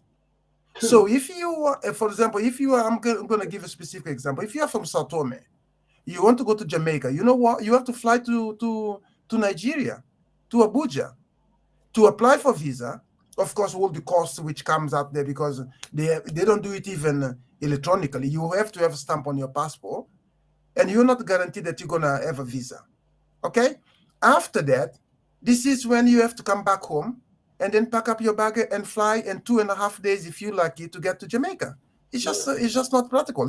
It doesn't help the trade. It doesn't help the cultural integration and exchange. It doesn't education. It doesn't help in anything. To the contrary. So the conference is saying we must have visa-free zones. End of. You fly from Africa to Caribbean, you can circulate around there, and you can fly from the Caribbean thing. Brothers and sisters, there is so much wealth that the European and the American are making in Africa. Why not my brother from the Caribbean? Absolutely, yes. Why not? Yes. So this is the thing. And this thing, again, is a work in progress, okay? I was very delighted when I saw that communication from Prime Minister of Barbados. But obviously, there is a lot of work that we need to do in the African Union for those individuals with the power to make sure that we get a visa-free zone. Actually, Africa got two problems, actually. First of all, we don't have visa-free zone for Africans anyway. We don't have visa. No, there's no visa-free zone. So we have to fix that one. And then the second one we need to fix for the CARICOM citizen. And the CARICOM just need to fix the African thing. So this is the work that started. Is not done, of course, but is on the way. You're making some really powerful observations. I hadn't realized that Jamaica only has 2 high commissions across the continent of Africa. That's an absurd situation to find ourselves in. 2, that's ridiculous. That's absolutely ridiculous. So clearly that needs to change. I suspect it's about trade and people flow, I suspect. Even if CARICOM, representing all the Caribbean countries, had an office in each of the African countries, though that makes sense. You pool your resources. I get it if a single country might find it challenging, but if you all pool your resources, you should have a representative office in each of the continent's countries. I think that's an absurd situation, and I would call upon CARICOM and those who lead it, those who are policymakers, to correct what is I believe, a serious deficit. That is a serious deficit. We need to promote trade between African and Caribbean. We can only do so where there are official offices in place. So that's part of the trading infrastructure. So let's hope that CARICOM has heard your voice. I can't speak to you right now, but I'm on the flat, 10:15. Okay, we can hear you, Teresa. We can hear you. I'm on a recording. I can't communicate now. I'll mute the, hold on, take a moment. That's all right. Anyway, now, if I may, I've got someone else on the line. Okay, I'll try and go down. I'm on a recording. I'll take it out for a moment. If I may, Jose, I've got someone else on the line before I go to the 5th one, which is the Pan-African Fund. Yeah. In fact, let's do the Pan-African. Should we do? In fact, I'll bring him in now. I can see his face. I'm going to bring in the learned and elder Glenroy. I believe he may have a question for you. First of all, welcome, Elder Glenroy. How are you? Thank you. I'm not too bad, I'm enjoying the sunshine in Zanzibar. Greetings, Joseph. Good to see you again. My elder. I just really want to quickly touch on a number of things, because I'm always supporting the motivator, opening up the line and make sure as many people can phone in as possible, because usually we run out of time. So I'll be quick. I mean, it's great that you're covering those issues around visa, not only visa on the continent, because it's a major issue that I know here. To travel even to Kenya next door, I'd be better off walking on foot than trying to get there. And as you point out, if there's an error with the algorithm and you put in something that you're not supposed to, you lose that money, which you normally have to pay for that, to travel intercontinental. So that needs very much to be sorted out. I don't think we should slow down on the cross-ocean contact between Africans on the continent and African on the outside of the continent. But it comes with a lot of problem in the sense of, if you, as it pointed out, you have to travel to a particular nation to get a visa. to travel to another nation. And if you don't get that visa, your time is wasted on resource. So that there's a problem there. But my real reason for wanting to ask you, all of these things you've mentioned about intercontinental trading among Africans all over the globe are very important. But when I hear the term generational wealth, I'm always struck that there is an imbalance globally with other people stealing our wealth. If we are simply creating wealth for ourselves, which we need to, will they not continue the theft? So whilst we do need to do that task that you and Sister Teresa's outlined, are we neglecting that fundamental thing about repetition? Because the continued theft of our resource will continue, the continued underemployment of our people in the West, etc., goes on. Racism is rife globally. So I just wondered, is this a package or is this a separate matter? Thank you. Again, leave some time for others. Thank you. Thank you, Elder Glenway. Interesting question. Yes. Yeah, Elder, thanks a lot for the question. You are absolutely right. However, let's go slightly back. If we look into the continent of Africa today, Africa is the only continent in the world where the assets, the generation wealth, the land, and all the rest is not owned by Africans. It's owned by somebody else. Yes. We go to the Caribbean, it's the same situation. So the first thing we need to do, we need to own our own land. Yes. And it has to be from grassroots, because right now we've got a bunch of bourgeoisie who owns, if you like, crumbs of those lands, and so with their friends in the West who owns the majority. So therefore, whatever we do in the continent today, we are employees of those people. Who is exporting our wealth are the people who controls the whole infrastructure in the continent. So generation wealth needs to, if you like, filter down, coming from the grassroots up. So therefore, because the other thing also, we are responsible for that. When I go to the continent, I open a business, I make money. What do? I transfer the money myself to Europe.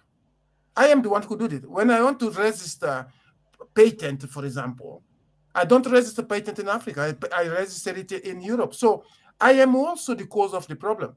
Yes. It's not just others. We are the most responsible in transferring and exporting the wealth and the assets and the ownership to the foreign land. If you ask people in Africa today, quote unquote, who's got money, ask them where their money is. Ask them where the title is. Yes. And they will tell you, oh, I'm African, whatever. No, you're not African in that. Okay, let me give you an example. Dangote. Do you know where the Dangote wealth is? Not in Nigeria. I can tell you right now, for free. So we need to fix that, as you said correctly, Elder, but we need to fix it grassroots up.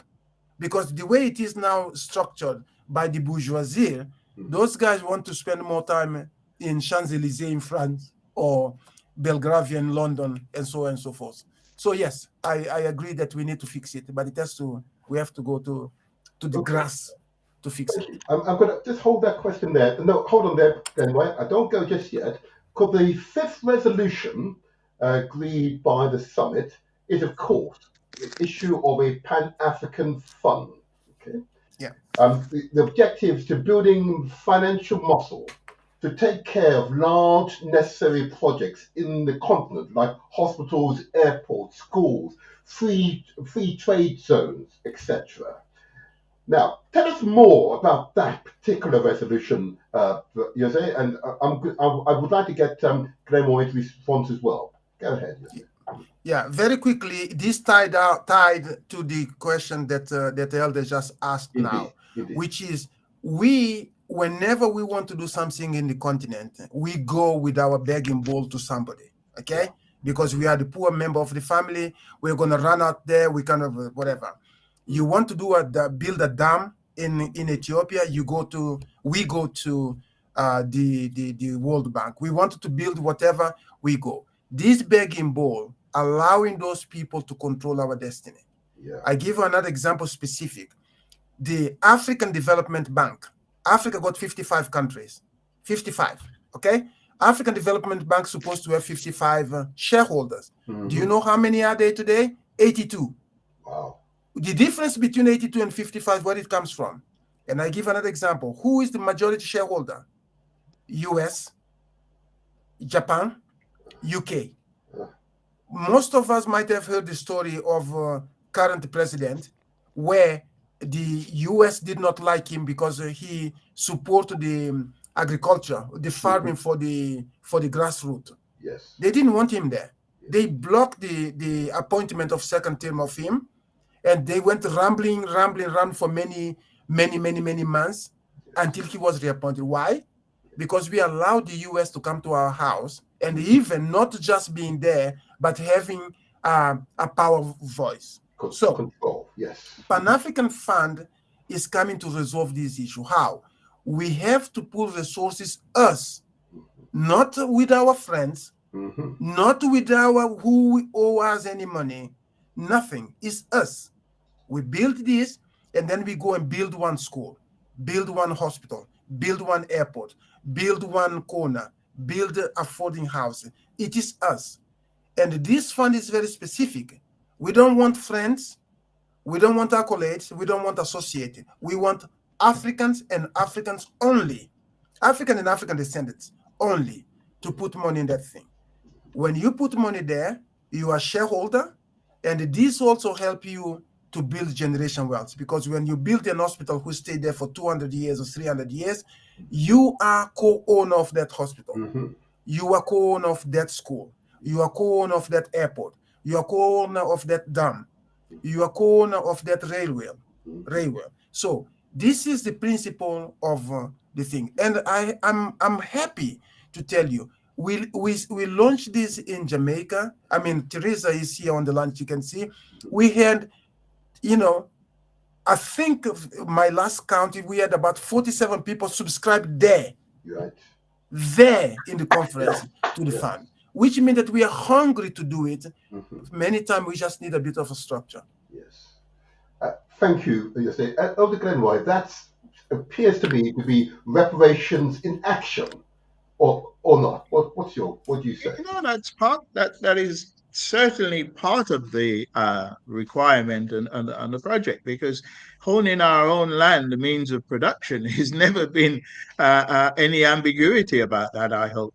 The issue is, how do we stop some of our leaders with the way they are mistreating it? Next door to where I am in Tanzania is a leader called Ruta, who is borrowing every single thousands and millions of shillings that he can get from wherever.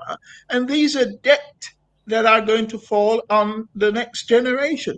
Yeah. We're not in control of that. Now, why do we need people to go abroad to indebt the country when the wealth is in Africa? There are wealth in Africa.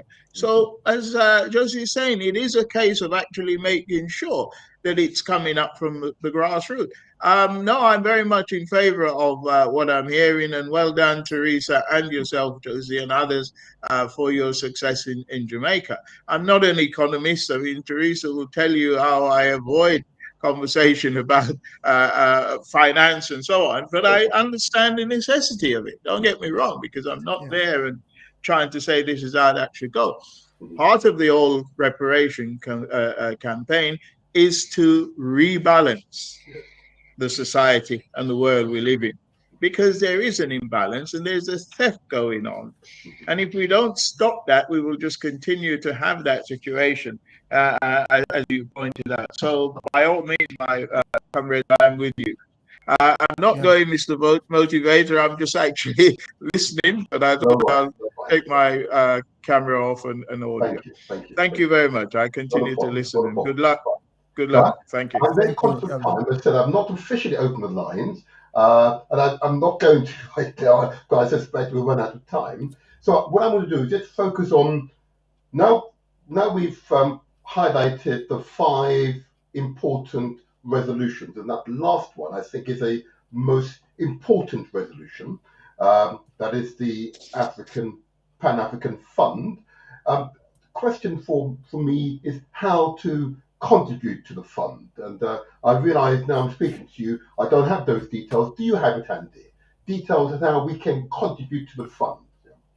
Yes, absolutely. The fund, obviously, you know, again, another good thing that for everybody, for transparency, and so we are creating a page inside Ubuntuverse where you can check how the fund is doing, who's putting the money, and this kind of thing, and how much money. So if you want to be part of it, all you need to do is to send us an email with your intentions. The fund is for 5 years. And then, of course, during that 5 years, on a monthly, you make a contribution of what you can put aside. Because nobody is going to do, and Umoja, just for disclaimer, Umoja is going to put, we're going to put some substantial amount of money into the fund because, you know, to allow the fund to have the master. So write to us until we put the page on Ubuntuverse. Just write to us saying that you want to be part of it, or call us. You don't need to write. Can you give us can you just give us an email address, and I'll put that email address in the chat right now.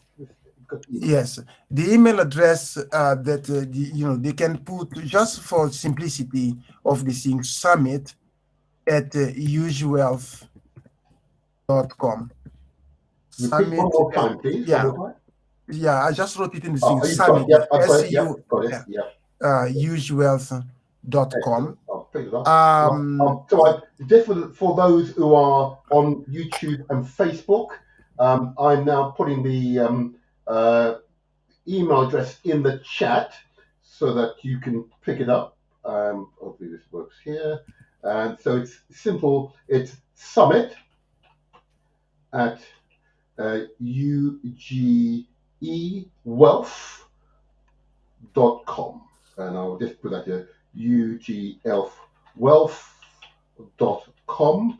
That's now got into the chat. Let me put it over here, get the right symbol up, really nice. There you go. Go here, there you go. So that's now in the chat. So if you're on Facebook or YouTube, it's now on the chat. And I'll also include the WhatsApp telephone number. That's okay. You're there? Yep. Yes. Also in the chat as well. I'll put that up to contact. There you go. You can tell this is happening live. Okay. There's no back recordings. This is it. So usual international dialing code is +44, and it's then followed by 758 792 8032. Okay, so I've now put that in the chat and I've read it out. And of course, the website address to follow up on both the fund and other aspects that we discussed today. Of course, it's the Ubuntuverse Africa. In other words, .com is, instead of .com, is .africa. Ubuntuverse. That's UBUNTUVERSE.Africa. And that's already in the chat. You'll see if you look in the chat, you'll see those details are there. And before you leave this recording, people, please leave a message. We'd like to hear from you. Feedback is important, but we want to encourage Ubuntu Generational Wealth. We want to encourage the summit, this summit, to be a meaningful outcome. It has a meaningful outcome. It's an outcome that is tangible, an outcome that requires us to take responsibility for its success. We're not asking other people to do it for us, we're doing it ourselves. This is truly African-centric, the family taking care of the family. Oh, wow, okay. Oh, yeah, so that I know many women out there are always concerned about how the family takes care of itself, ourselves. Working together, a family that stays together, grows together. And maybe just to go over to Sister Teresa, do you want to say any closing word before I go back to Jose? Can you hear us okay, first of all? Sister Teresa, can you hear us? You speaking to me, Yes, brother? yes. Do you have a closing Okay, word? the volume has gone down. My volume has gone down. Can you hear me? Yes, we can hear you very well. Okay, say your question again for me. Your closing word before we leave. Do you have any closing words? My closing words for this meeting, yeah? Yes. Okay. So the closing word is, I think what I'd like to suggest and say is the women came out in Jamaica and they demonstrated willingness to come and learn and to participate and give their energy and give their support. And I think if everybody in all the communities that hear about us, there are people that never heard about us and they wish they had heard. But if we were to share what we know, whatever small amount it is, to somebody and ask them to come to us to get more information, that would be a good start. But also, the women demonstrated there's a hunger for them to be helped and supported, and they're willing to be taught, and they're willing to listen and learn and to share what knowledge they have. So I would suggest that we start from the ground and listen to what people are saying. And also the people who are saying it, to stop saying it in small silos and to come and find organizations like ourselves where their words can actually turn into a fantastic project. Indeed. So that would be my passing word, which is let's talk about this. Let's use our social capital and get the word out there, and let's bring a friend. And also let's talk about what are your issues, because top down doesn't work. You mentioned about the leader. Now, one of the things I've observed is that the qualification for a leader has got to go back to the drawing board. We as a community globally have to go back to the drawing board, and we have to start demanding better behavior and better qualification, not academic, but human qualification from leaders. And until we start doing that, we're going to get the same old, same old. And just my final point, in the 1970s, I'm that old, America had a policy where you'd have to wait for a visa. Then they created a lovely relationship with the UK, 90 days, no application. Other people have done stuff. We don't need to reinvent the wheel. We just need to be willing to help our people to not have such a hard time. Thank you, brother. Thank you so much. I know that I've got someone on the line, and I believe it's someone I don't mind hearing from, but you've only got 2 minutes though. Do you want to say something, Brother Aston? Yes, yes, good.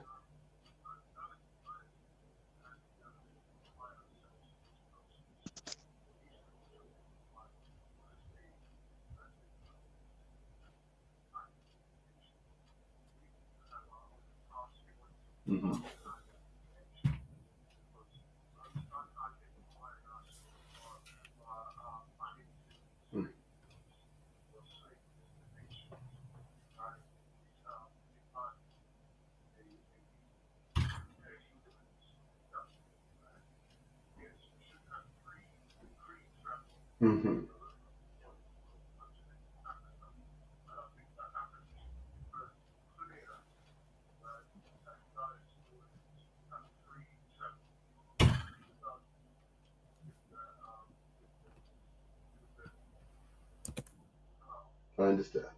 Yes. Look, thank you so much for that contribution. I've got to go now, but thank you. And keep listening, of course. Keep listening. Jose, I'm going to give the last word to you. You've clearly stimulated interest here, if I may say so. You've stimulated interest.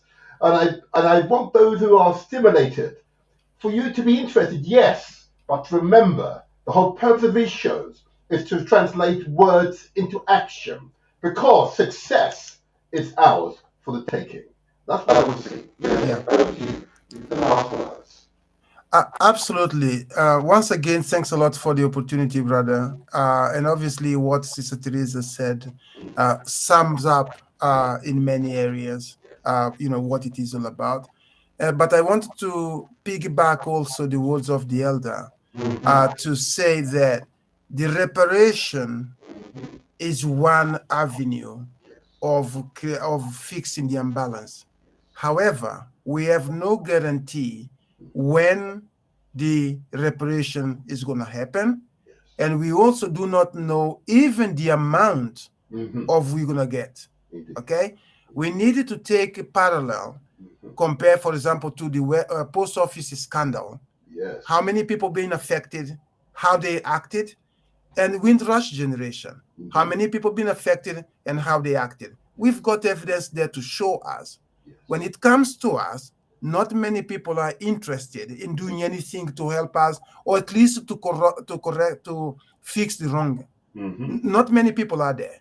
So if we keep putting all our resources in that regard, we may really have a bigger struggle. This is the reason why we say, okay, do the reparation on one side, but on the other side, build something for yourself. Okay, because if you don't do that, you're gonna be in the rain all the time until the people who feels that they own all the thing can do, because the reparation, unfortunately, is still in the hands of other people, not ours. So Pan-African Fund is one area, direct flight is another one, visa-free areas is another one, connection, because we can build our own house. Because again, one thing I notice is that when you've got your house built strong and beautiful, your neighbors, oh, sorry, I didn't know that I owe you the money. Then they can pay you the money that they owe you. So this is all it is about. So thanks again, brother. Again, we are every Tuesday, 7 o'clock UK time, doing the group economics. And we are here. If you want to talk, if you want to discuss matters, let's do it. But we're just appealing to all of us to do two things. Let's fight for reparation, yes. Let's build our own. Absolutely. Thank you so much. And well said. You want to? I would encourage you to send to me details of the Tuesday session, and I will mention this on a regular basis here on this show, so that, to encourage listeners and viewers to make direct contact and get involved. Enough of the talking. Enough of the talking. Action speaks louder than words. Translate words into action, and that will have a meaningful impact on ourselves, our families, our friends, our network, our communities, both here in the UK, Europe, and of course in Africa. Bravery. Our doors are always open to you. Our doors are always open to you. And we look forward to the establishment of direct flights to Africa. Okay? We look forward to it. And we hope that the next session says in Tomé. Do you have a month next year in Tomé? Yeah.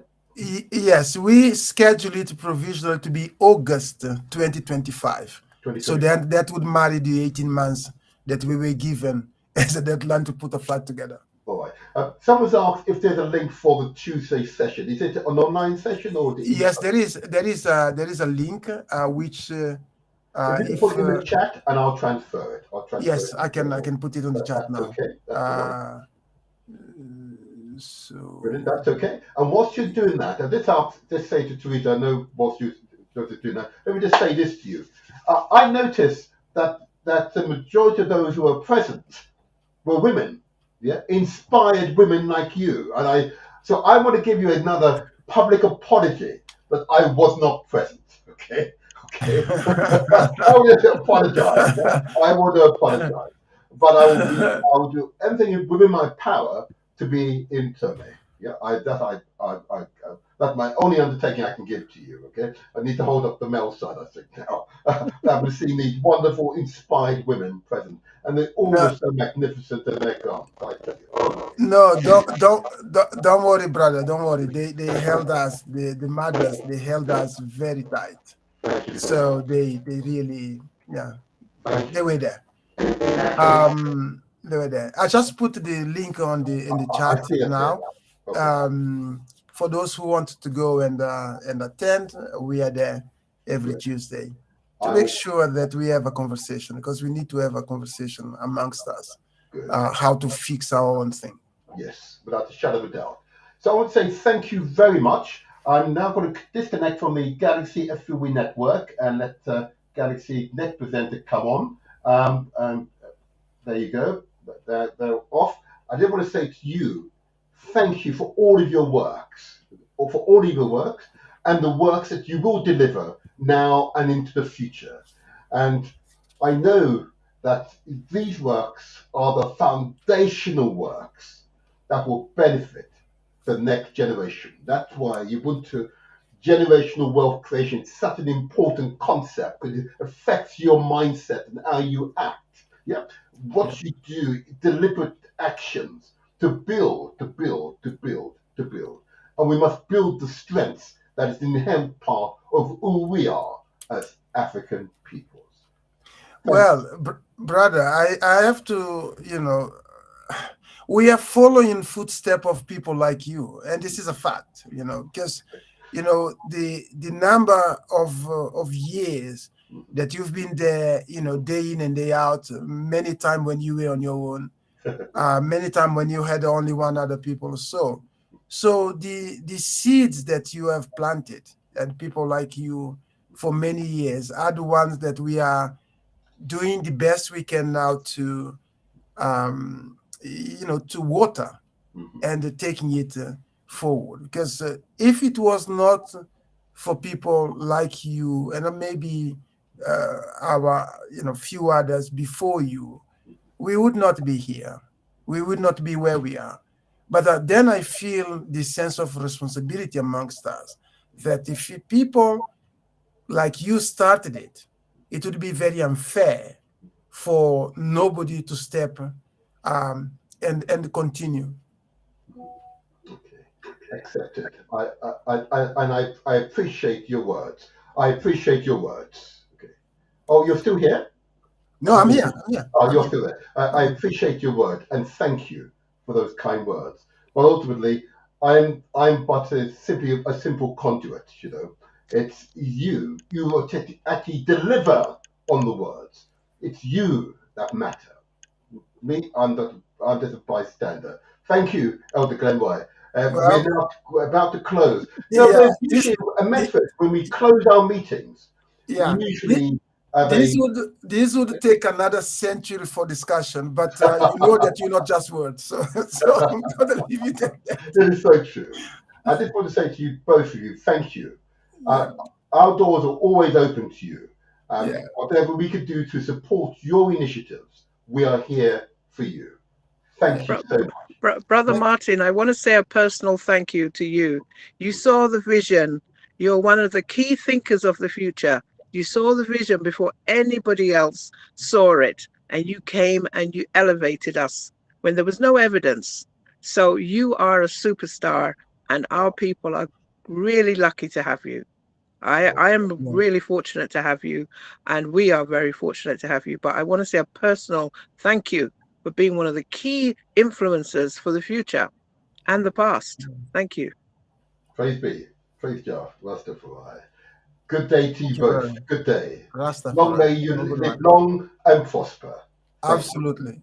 Thank you. Thank you, brother. Thank you. Bye-bye. Wow, my people. Wow, my people. Isn't that something? Wasn't that a stimulating experience? Wasn't that truly empowering? Do you not feel better inside? You know for certainty, working together, common aim and common purpose, anything is possible. Anything is possible. You're only limited by your own inhibitions. Anything is possible. Nothing is impossible for you. You've got to believe it. You've got to believe it. And long may you stay strong. If you feel weak now, you should feel much stronger in the future. Working together with members of your family, your wider family. Be conscious. Be conscious. Don't be afraid or seek the opinions and affirmation of other peoples. Just seek it amongst people like Jose, Teresa, Elder Glenroy. Yeah. You see in the chat, the commentary is coming thick and fast. It's quite evident there's a thirst for change, a thirst for growth, genuine growth, genuine growth. Oh yeah, that I've got no doubt, and I'm absolutely certain that you must stay in the fight. But before I go, a few other announcements I just want to give very quickly. And you know, one of my favorite organizations is those which support and seek to nurture children into adulthood. I want to give a big shout out to the National Association of the Black Supplementary Schools here in Britain. Their website address is www.nabss.org.uk, or their email address is info@nabss.org.uk. And to speak to the inspired brother Near, it's number 07958 348 558. And there you can identify supplementary at his school designed to support both your child academic and cultural development. I commend the National Association of Black Supplementary Schools to you. As adults come together in common aim and common purpose, we must invest in our children. So I commend that organization to you. I also, of course, want to give light, and if you don't mind, a previous show I did on of course, the situation in Nigeria. And of course, Ninas, the Secretariat General, was asked to put this on the screen this week to ensure that those of you who want to make contact with us and want to be a part of that movement for change in Nigeria, so that Nigeria can become a truly inclusive, profitable, wholesome, holistic place for our people, so people could live regardless of your religious or ethnic and tribal origin, in unity, in common aim and common purpose. I commend NINAS to you. So the website address is www.ninasvoice,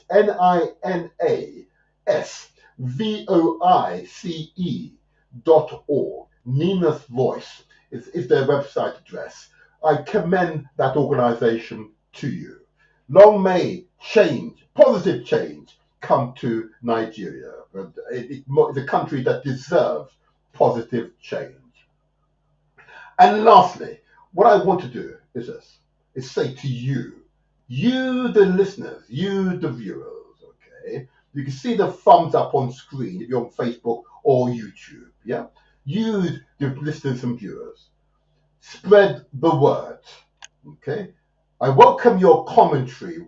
If you share the links of this recording with your family, your friends, your network, encourage them to not simply discuss these matters, but to take action. Enjoy with others who are taking action, because actions will yield results. I say again, actions will yield results. Oh, right.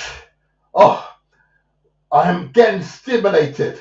I feel good. I feel good. And feeling good is not simply a simple matter, because I feel empowered and listening, and we're now reacting and responding to the positive words intended to improve all of our material circumstances. Okay? It is possible. Don't listen to the naysayers. Don't listen to those who would simply talk us down. I say to you, listen to your higher voice, sometimes called your inner voice. Listen to your higher voice and listen to what it aspires for you, because that voice is coming from on high. Listen to your higher voice. That's what I say to you. That's what I say to you. And if in doubt, ask questions, please. If in doubt, ask questions. So, I leave you this strong, he says, with the preview entry video, which describes the aims and objectives of this particular podcast. And it is well that it receives you. Because success is ours for the taking. Motivator Show.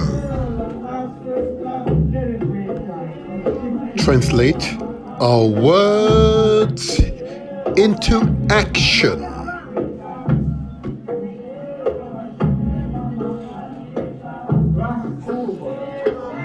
How to build generational wealth.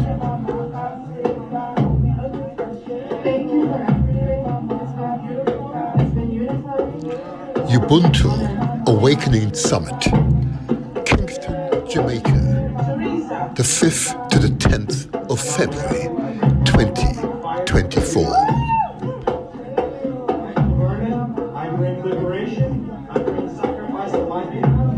Five resolutions for implementation. 1. Heritage connection. 2. Direct trade links. 3. Direct flights. 4. Visa-free zones. 5. Pan-African Fund.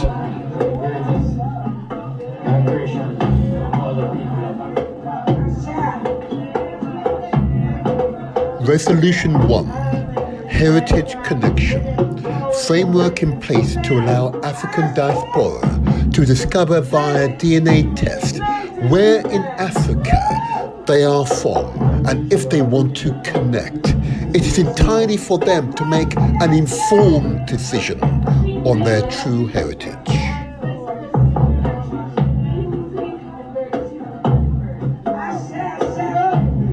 Resolution 2. Direct trade links. We set up Ubuntuverse, a platform which allows Africans, African diaspora and the Caribbean to trade directly without any limitations or barriers. Visit ubuntuverse.africa.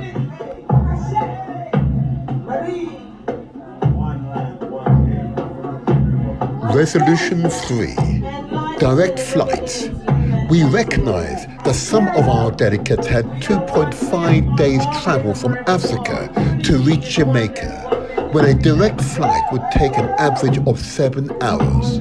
For this reason, a task force was set to organize and establish direct flights from Africa to the Caribbean and vice versa within 18 months.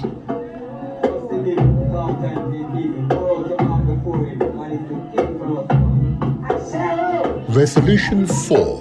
Africans and CARICOM citizens to have free movement within both areas. This facilitates trade, cultural exchange, education, tourism, economic development, and much more. Visa-free zones, as they must.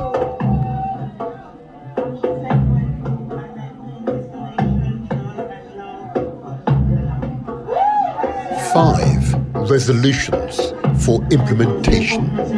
1. Heritage connection. 2. Direct trade links. 3. Direct flights. 4. Visa-free zones. 5.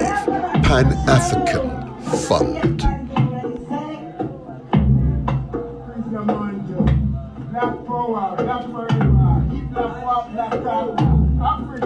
Ubuntu Awakening Summit.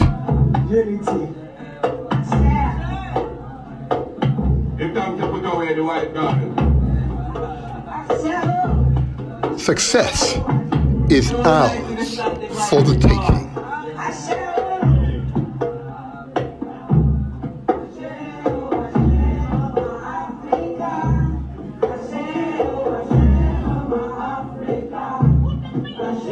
Vision: create 100,000 African diaspora asset-based millionaires by 2030.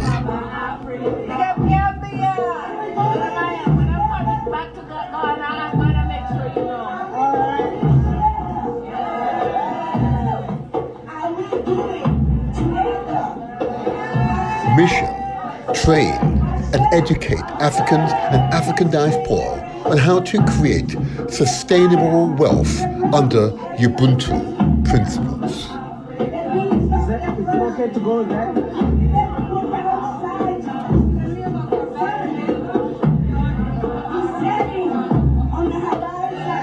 ethos. We believe in Umoja, Ubuntu, leading to Omoto.